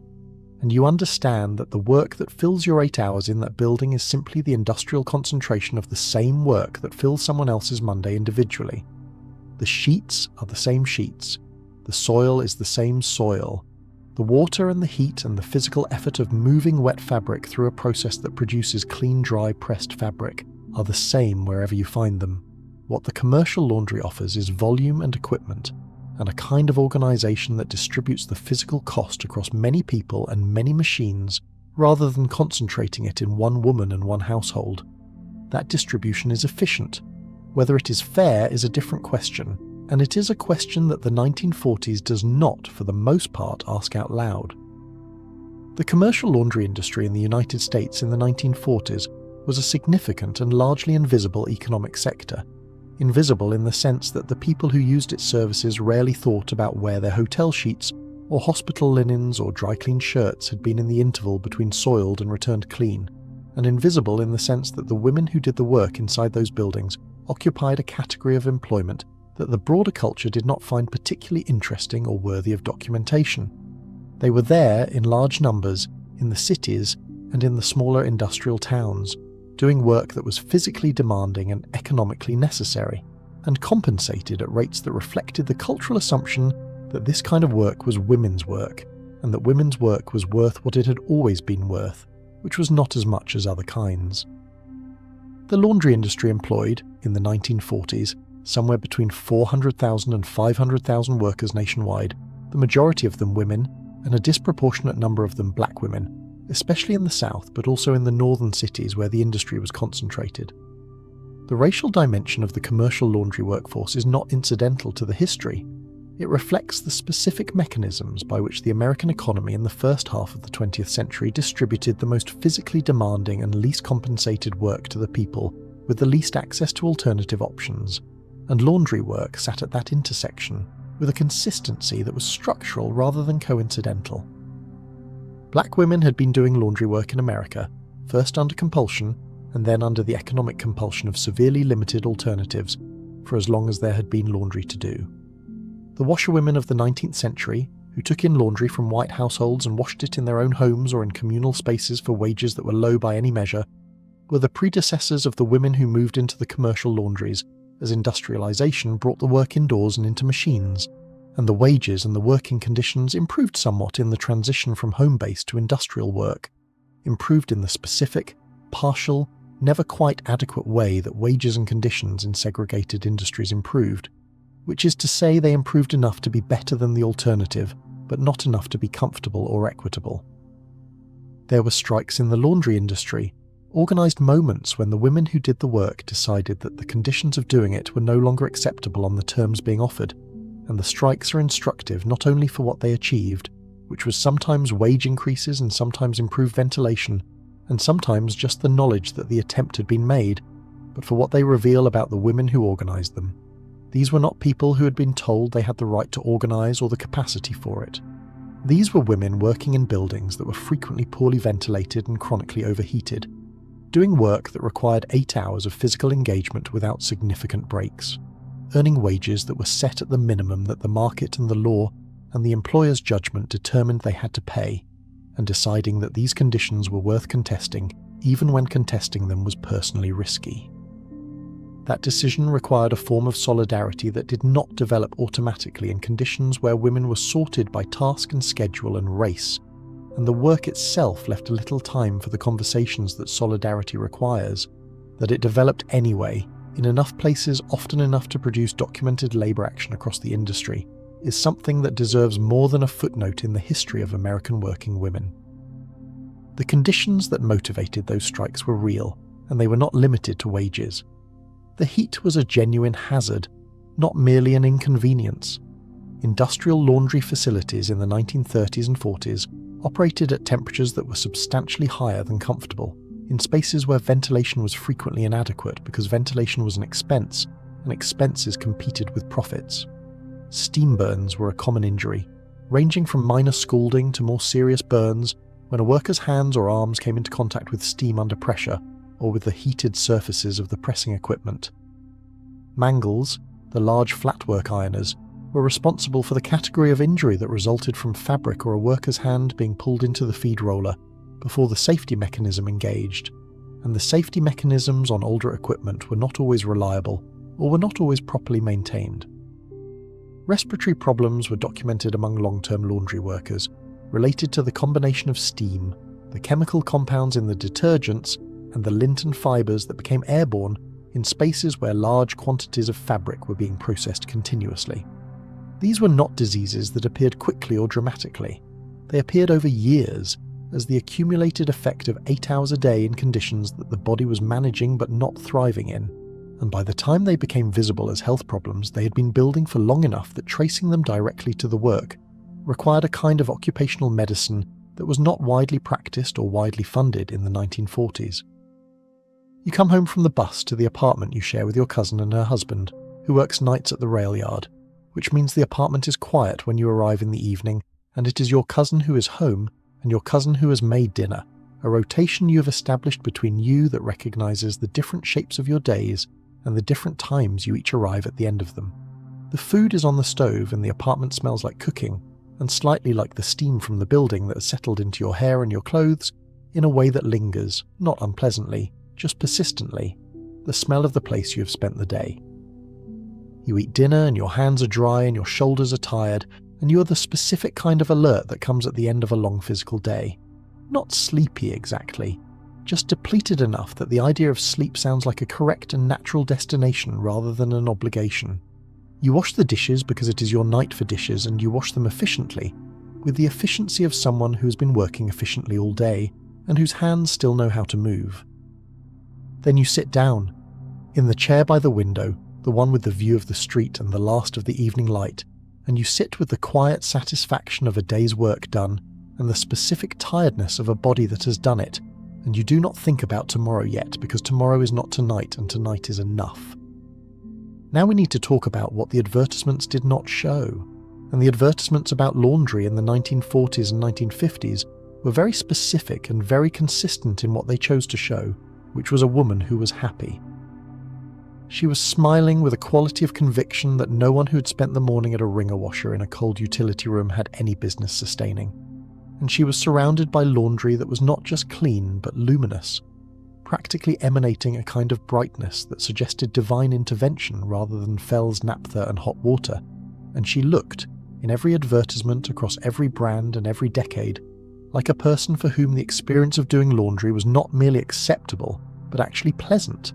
a source of satisfaction so pure it had apparently wiped the residue of fatigue entirely from her face and from whatever part of the body store's tiredness. The gap between that woman and the actual woman is the subject we have been circling all evening, and it is time to look at it directly. The first thing the advertisements did not show was the water. Not the soap or the machine or the result, but the water, specifically the water in its various states of uncooperativeness. Hard water, which was the water running out of taps in a significant portion of the American Midwest and South and West, did specific and frustrating things to laundry that the advertisements for laundry products addressed only in the sense of selling you something that would overcome them. It left a grey cast on whites. It left a stiffness in the fabric that no amount of rinsing entirely eliminated. It left soap residue in the fibres because the minerals in the water interfered with the soap's ability to rinse clean. Women in hard water areas spent extra time, extra product, and extra effort on laundry that came out looking less than the advertisement promised, and they adjusted their expectations and their methods accordingly. And none of that adjustment appeared in any advertisement because adjustment implies imperfection, and imperfection was not the message. The second thing the advertisements did not show was the hands. Specifically the hands at the end of a wash day, not at the beginning, when they might plausibly still look like the hands in the advertisement, But at the end, after hours of hot water and cold water and lye soap and washing soda and wringing and rinsing and carrying, the skin of a woman's hands after a day of pre-automatic laundry was red and often cracked, and the cracking was painful in the specific way that small cracks in the skin of the knuckles are painful, which is sharply and intermittently, and particularly in cold air. Women used hand lotion in the evenings, often petroleum jelly or the cold cream that came in the flat round jars, to try to manage the dryness, and the management was partially effective in the way that maintenance of a chronic condition is partially effective, which is to say the condition continued but the worst consequences were deferred. Over years, the combination of repeated exposure to hot and cold water, alkaline soaps, and the physical work of wringing and scrubbing did cumulative things to the skin and joints of women's hands that are documented in ways that are not dramatic, and that did not, in the 1940s, have any particular medical or social category to be filed under. They were simply the hands of women who had done a great deal of laundry, and the doing was visible in them in a way that the advertisements never found a use for. The third thing the advertisements did not show was the back. The back of a woman doing laundry before the automatic washer was a body part engaged in a sustained and specific negotiation with the equipment and the task, the bending over the wringer basin, the lifting of wet baskets, the carrying of the heavy pot, the reaching along the clothesline, the bending again at the ironing board. If you like the video so far, please leave us a like and a sub. A sub to the channel helps us make more videos for you to watch and keep the channel alive. Oh, and if you'd rather just listen, we're on Spotify too, link in the description. Low back pain was not a recognised occupational hazard of domestic laundry in the 1940s in any official sense, because domestic work was not categorised in a way that allowed it to have occupational hazards, because it was not categorised as work in the way that generated the documentation of hazards. It was simply what women did at home. That it produced in many of them the specific, persistent, location-specific back pain that comes from repeated bending and lifting, and the chronic postures of housework was a fact that lived in the bodies of the women who had it, and was discussed between them in the way that shared physical experience is discussed between people who share a condition, with the matter-of-fact vocabulary of people for whom the discomfort is not surprising, just present. The wringer itself deserves particular attention in any honest account of what laundry technology in the pre-automatic era actually involved, because the wringer is one of those devices whose function is obvious, and whose hazard is less obvious until you are in proximity to it with wet laundry and tired hands, and a slightly diminished attention to where your fingers are in relation to the rollers. Wringer injuries were common enough in the 1930s and 40s that they had a category in household accident statistics, which were themselves a category of statistics that was beginning to be compiled with some seriousness in the period, as the domestic home began to be recognised as a place where a significant number of injuries occurred that were not being addressed by any occupational safety framework, because the domestic home was not classified as a workplace. The wringer injury ranged from a pulled finger that made it out of the rollers before things became more serious, to a hand that did not, and the hand that did not resulted in injuries that required medical attention, and in some cases surgery, and in some cases permanent limitation of function. The rollers of a wringer operate with a force that is functional precisely because that force is significant. The same force that removes water from a soaking wet sheet is sufficient to cause serious injury to the hand or wrist that finds itself between the rollers, and the mechanism of the injury is such that it tends to pull rather than crush, meaning that the initial contact draws the hand further in rather than stopping it. There were safety devices designed to address this, release mechanisms on some models that allowed the rollers to separate quickly if pressure was applied from below, and the manufacturers eventually included these on new machines, and the safety manuals recommended their use, and the home economics textbooks explained the proper technique for feeding fabric through the wringer in a way that minimized the risk, and all of this was genuinely useful and genuinely reduced the frequency of serious injuries. It did not eliminate them, because safety devices work in conditions where the operator is rested and attentive and working at a pace that allows for the attention required, and the conditions of wash day in a house with children and a timeline and a back that has already been working for several hours do not always produce those conditions. There was also the matter of the chemicals. This is a piece of the laundry history that gets very little space in the nostalgic accounts of mid-century domestic life,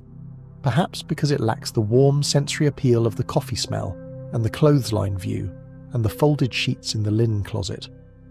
Washing soda, sodium carbonate, is an alkaline compound effective at cutting grease and removing stains, and it is also, in the concentrations used in laundry, and with the repeated skin contact that laundry work involves, a skin irritant. Borax, another standard component of the 1940s laundry cabinet, is similarly irritating to skin on repeated contact.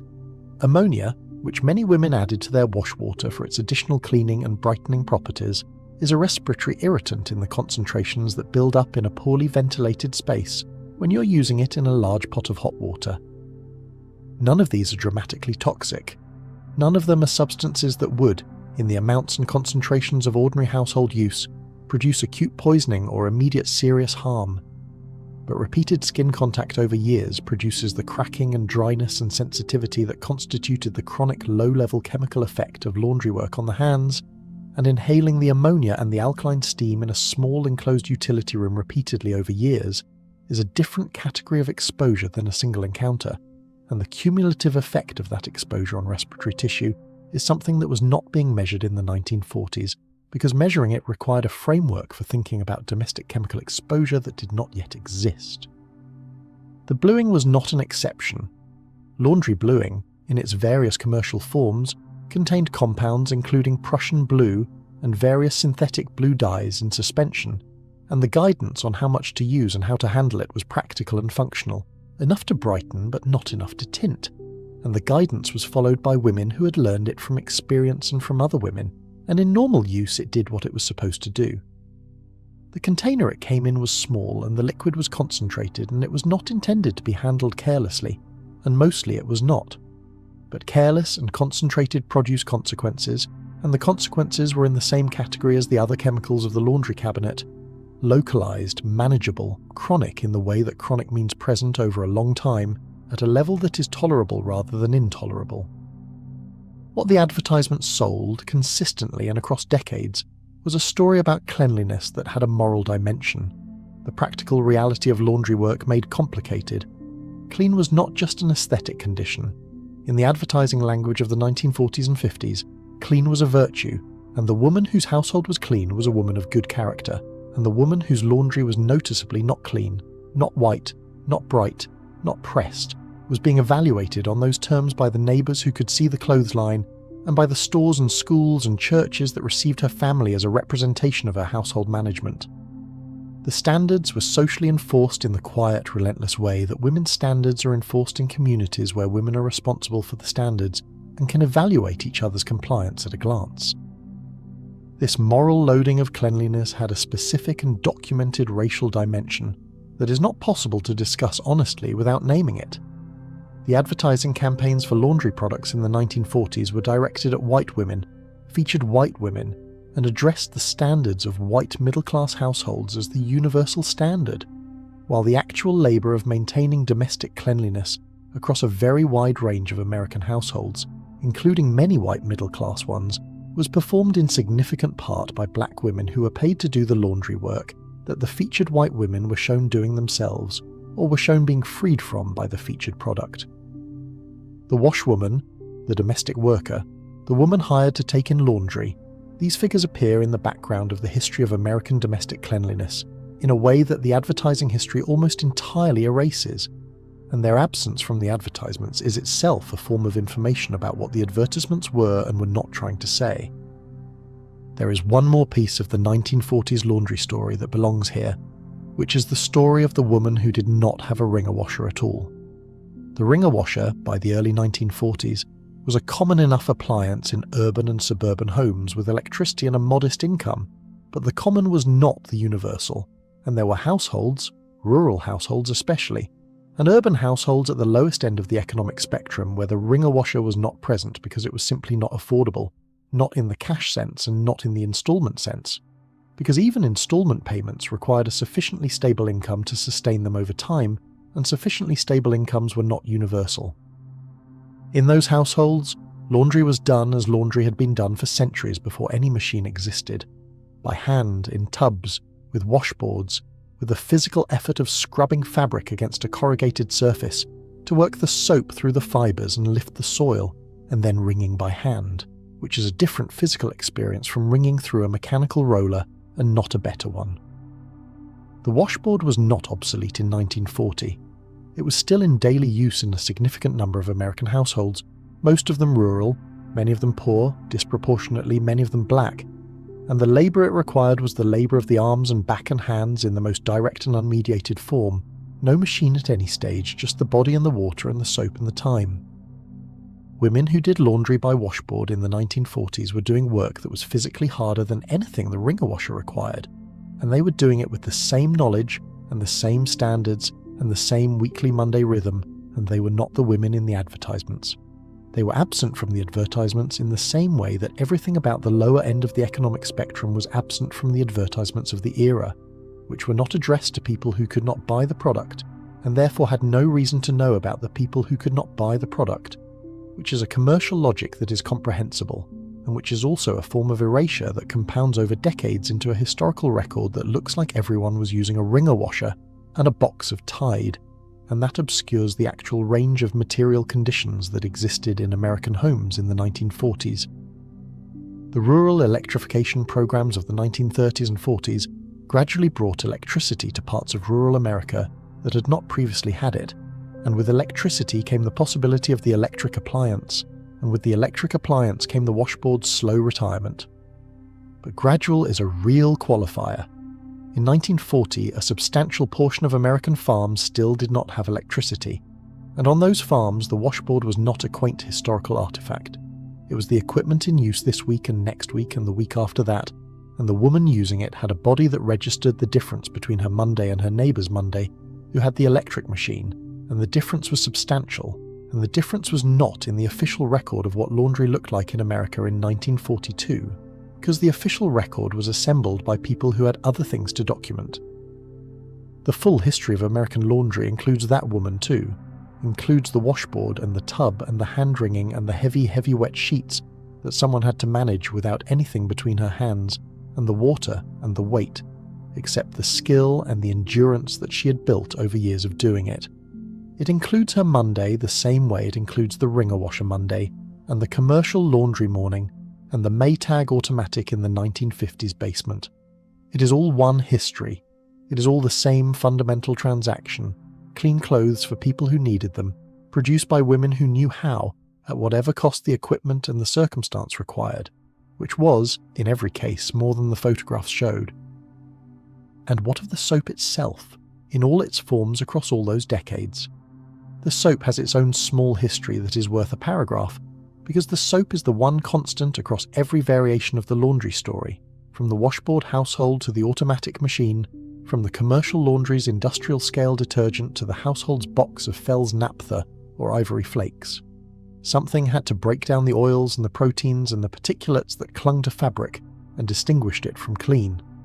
That something was always chemistry, and the chemistry was always soap in some form, and soap in some form was always the result of someone combining fats and alkalis, and understanding what happened when they combined, which was the ancient saponification process that produces the cleansing compound that removes soil from fabric.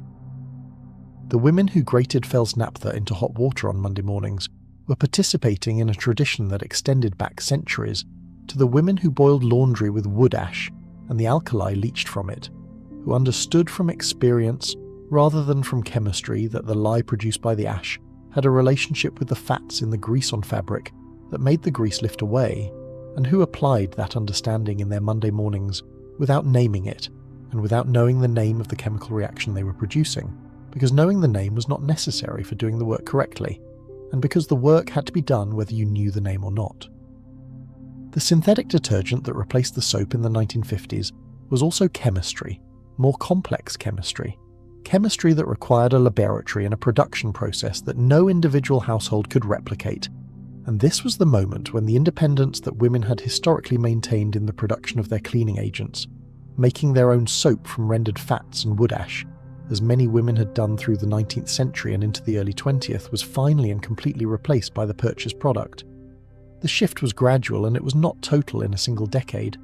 but by the 1960s the household soap-making tradition that had existed for as long as there had been households was effectively over, absorbed into the supply chain of the large chemical companies, whose orange boxes sat on every grocery shelf in the country. The automatic washer, which the advertisements of the late 1940s and 1950s presented as the solution to the drudgery of laundry, did change things, genuinely and significantly. The physical demands of laundry day decreased substantially when the wringer was replaced by the spin cycle, and the manual water management was replaced by the automatic fill and drain. Women who'd been spending 6 to 12 hours on laundry reduced that time considerably, and the reduction was real and it was welcome, and it should not be dismissed as insufficient because it was not complete. It was substantial. It mattered. The women who first loaded an automatic washer and walked away from it while it ran were experiencing a genuine change in their daily physical reality, and some of them cried, and this is documented, not because they were performing gratitude for the benefit of the appliance company's marketing department, but because the change was real enough and the previous situation had been exhausting enough that the change produced genuine emotion. But the automatic washer did not reduce the time spent on laundry as much as it reduced the effort per wash, and those are different things, and the difference produced a consequence that the advertisements did not mention. The consequence was that as laundry became easier to do, the frequency of laundry increased. The weekly wash became, in some households, a twice-weekly wash. The standards for what was clean enough to be worn again before washing shifted, because the cost of washing was lower now and therefore the threshold for requiring it could be lower. Sheets that had been washed once a week in some households were washed twice a week in the 1960s. Children's clothes that had been worn for a school week before laundering were now being washed after a day or two. The machine made this possible. The advertising made it desirable. And the net time spent on laundry by American housewives, measured in surveys conducted in the 1960s against surveys from the 1940s, did not decrease as substantially as the labour-saving capabilities of the automatic washer would suggest, precisely because the standard had risen along with the capability. This is a pattern that has been observed in the history of labour-saving domestic technology generally, sometimes called the Jevons paradox in its industrial application, the principle that efficiency improvements in the use of a resource tend to increase total consumption of that resource rather than decrease it, because the reduced cost per unit makes higher consumption economically or socially feasible. In the domestic laundry context, the resource is not coal or oil, but the housewife's time and effort, and the pattern works the same way. The machine reduced the effort required per pound of laundry cleaned, the standard of cleanliness rose, the total effort remained approximately constant, or in some cases increased. The women who were using automatic washers in the 1950s were also navigating a new form of the cleanliness pressure that the advertising had always existed to generate and amplify. Now, the question was not whether you washed on Monday and got it done, but whether your whites were as white as your neighbour's whites, and whether you had the correct detergent for the machine's requirements, and whether you were using the right water temperature settings for different fabric types, and whether you understood the new taxonomy of wash cycles well enough to make the correct choice for each category of item. The machine came with a manual. The manual was read. The manual generated questions. The questions generated anxiety of a specific mid-century domestic variety that was dressed up in the language of household science, which was the language used to explain to women that laundry was now a technical endeavour requiring correct knowledge and correct decisions, rather than a physical endeavour requiring strong arms and adequate time. The language of household science was introduced into American domestic life in earnest through the home economics movement and accelerated through the post-war period, and it served several purposes simultaneously. It elevated the status of domestic work by framing it as skilled and technical, which was a genuine service in a cultural context that was dismissive of domestic work as unskilled. It provided women with a framework for thinking about their household tasks that gave them a form of professional vocabulary and a sense of competence that was, in its way, empowering.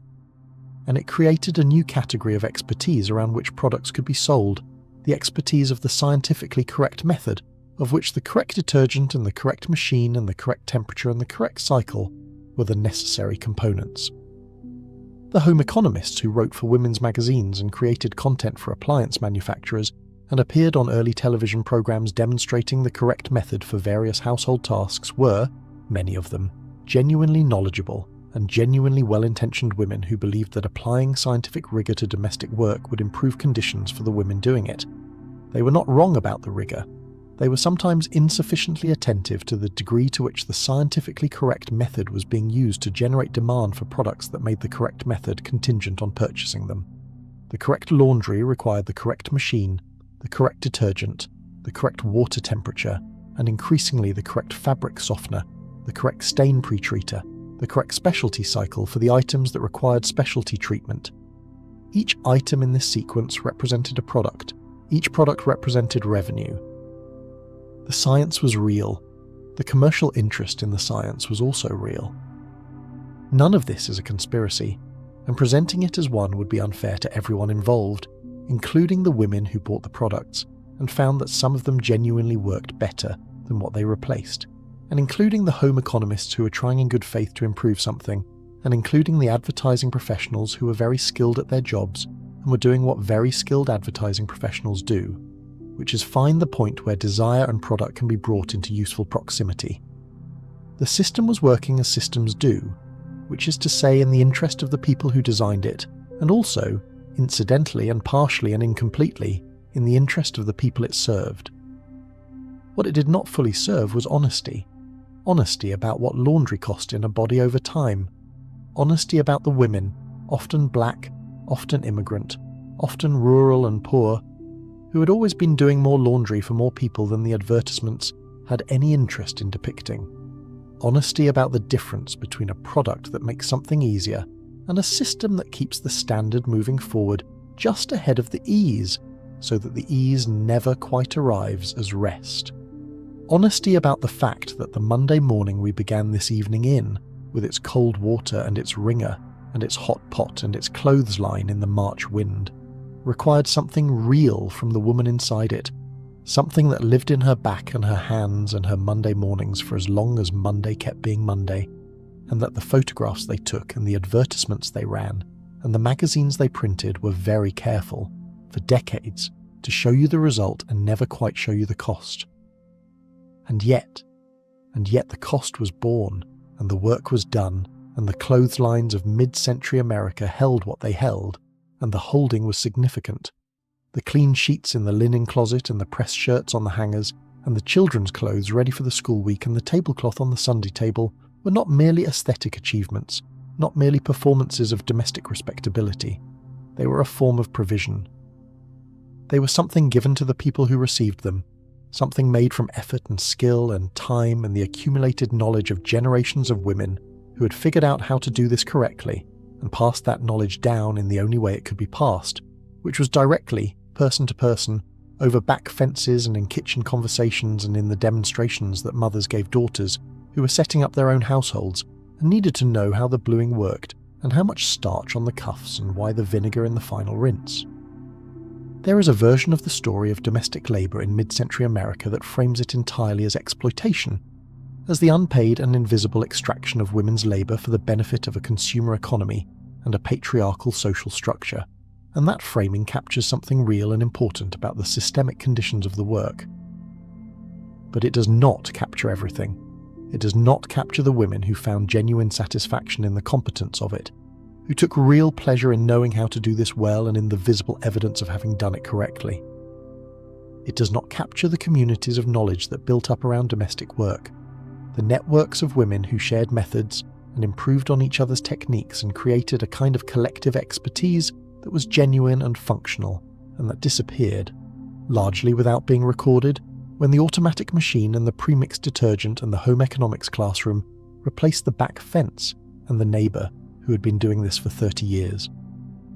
The women who were doing laundry in the 1940s were not victims of the system they lived in, though the system was not always fair to them. They were people with agency and competence and knowledge and the specific dignity that comes from doing something difficult correctly, and they were also people operating within constraints they did not design and could not easily change,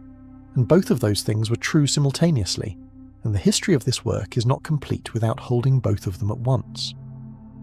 The 1950s woman who appears in the Tide advertisement, smiling at the whiteness of her husband's shirt, is being used to sell something, and the thing she is being used to sell is not only detergent. She's being used to sell a vision of what the post-war American household could be, and what the woman at the centre of it could look like when the correct products were correctly applied. That vision is not honest. But the woman it is impersonating, the actual woman whose Monday was the Monday we began this evening in, she was honest. Her work was honest. Her tiredness was honest. And the clean clothes on the line at the end of the day were honest in the most specific and useful sense, which is that they were real, and they were clean, and they were there because she had made them that way, with the particular combination of knowledge and effort and physical endurance that Monday required. That is worth something. That is worth a great deal. The standard of cleanliness that the mid-century advertisements enforced was, in many ways, a standard designed to keep the work from ever being fully finished. But the women who worked toward that standard were not deceived. Not entirely. Not in the ways that matter most. They knew what they were doing. They knew what it cost. They knew the difference between the advertisement and the utility room, between the smiling woman with the luminous shirt and the woman standing at the wringer at 8 in the morning in a housecoat with her back already registering its opinion. They lived in both of those realities at once. They sustained the image and they knew the cost behind it, and they did the work anyway because Monday kept coming and the clothes kept needing to be clean, and the people who needed clean clothes were the people they were responsible for, and that responsibility was, in the fullest sense of the word, chosen. Not always freely, not always with alternatives. But chosen in the way that any person living inside a system makes choices about which parts of it to take seriously, and which to resist, and which to do well enough that no one would ever know, from looking at the clothesline, how much it had required. If you like the video so far, please leave us a like and a sub. A sub to the channel helps us make more videos for you to watch and keep the channel alive. Oh, and if you'd rather just listen, we're on Spotify too, link in the description. We have travelled a long way tonight, from the cold utility room before sunrise to the loading dock of the commercial laundry, from the engineering offices in Newton, Iowa, to the advertising campaigns that told women what their laundry was supposed to mean, and what connects all of it. The thread running underneath all 4 of these stories is simple and persistent and worth naming before you close your eyes. The work was real. That is the thing. Whatever the advertisements said, and whatever the magazines showed, and whatever the home economics textbooks instructed, and whatever the marketing departments of the detergent companies decided, was the correct message about what clean should look like and what achieving it should feel like. The work itself, the actual physical labour of making dirty things clean, was real in the most irreducible sense. It lived in bodies. It cost something. It required knowledge that was earned over time and passed between women in ways that no company could manufacture, and no advertisement could replicate. The knowledge of hands that knew how hot was too hot, and how much starch was enough, and why you used vinegar, and how to feed a sheet into a flatwork ironer without producing a diagonal crease. The women who did this work, in their own homes and in the commercial laundries and in the homes of other people, were not performing domesticity. They were practicing a form of labour that was as skilled and as physically demanding as almost anything else that was happening in America at the same time, and they were doing it in the persistent absence of the recognition that skilled and physically demanding labour usually generates, because the category the work lived in, domestic, women's, invisible, ordinary, did not generate recognition. It generated expectations, and they met the expectations, most of them, most of the time, and the meeting of them was what kept the system running, and the running of the system was what the advertisements were actually selling, underneath all the brightness and the smile and the luminous shirt. What we sometimes miss when we think about the past, when we look at the photographs of the 1940s housewives and the 1950s kitchen interiors and the women smiling at their new appliances, is that underneath the photograph is a body that has been working since before the photograph was taken and will keep working after it, and the body is tired in the specific ways that the work made it tired, and the tiredness is not in the photograph because the photograph is not interested in it. The photograph is interested in the outcome, the clean house, the white shirt, the orderly kitchen, the sense that everything is in its place and the woman who put it there is pleased that it is there. But tonight we have been behind the photograph. We have been in the utility room and the commercial laundry and the engineering meetings and the archive of injuries that never made it into any advertisement. We have been with the women who did the work and knew the cost and did it anyway, and we have looked at the system that surrounded them with honest attention to both what the system was providing and what the system was requiring in exchange. That is the only way to look at the past without either condescending to it or romanticising it, with the kind of careful, curious attention that tries to see what was actually there, not what the official record decided was worth preserving. The official record in this case preserved the machines and the brands and the advertisements and the smiling women and the luminous laundry. What it preserved less reliably was the Monday morning itself, in its full texture, its cold water and its heavy baskets and its back pain and its back fence conversations and its satisfaction. That satisfaction was real. The difficulty was real. The knowledge was real. And the women who carried all of it, in their hands and their backs and their Monday mornings for as long as Monday kept being Monday, deserved to have all of it named, not just the part that made the photograph. So let that be where we rest tonight, in a house that smells of soap and something baking, in a utility room that is quiet now because the wringer is off and the baskets are empty and the clothesline is bare because the laundry has been brought in and folded and put where it belongs, in a kitchen where a woman is sitting down, finally in the chair in the corner with the worn arm, with a glass of water and the specific tiredness of someone who has been useful all day in ways that nobody photographed and nobody will remember except her. She is not asking to be remembered. That is not something she's in the habit of asking for. She's sitting down and the house is quiet and the laundry is done, and that is enough for today. That has always been enough. Good night. Where in the world are you watching from? Let me know in the comments, and don't forget to subscribe if you want to see more videos like this. See you on the next one.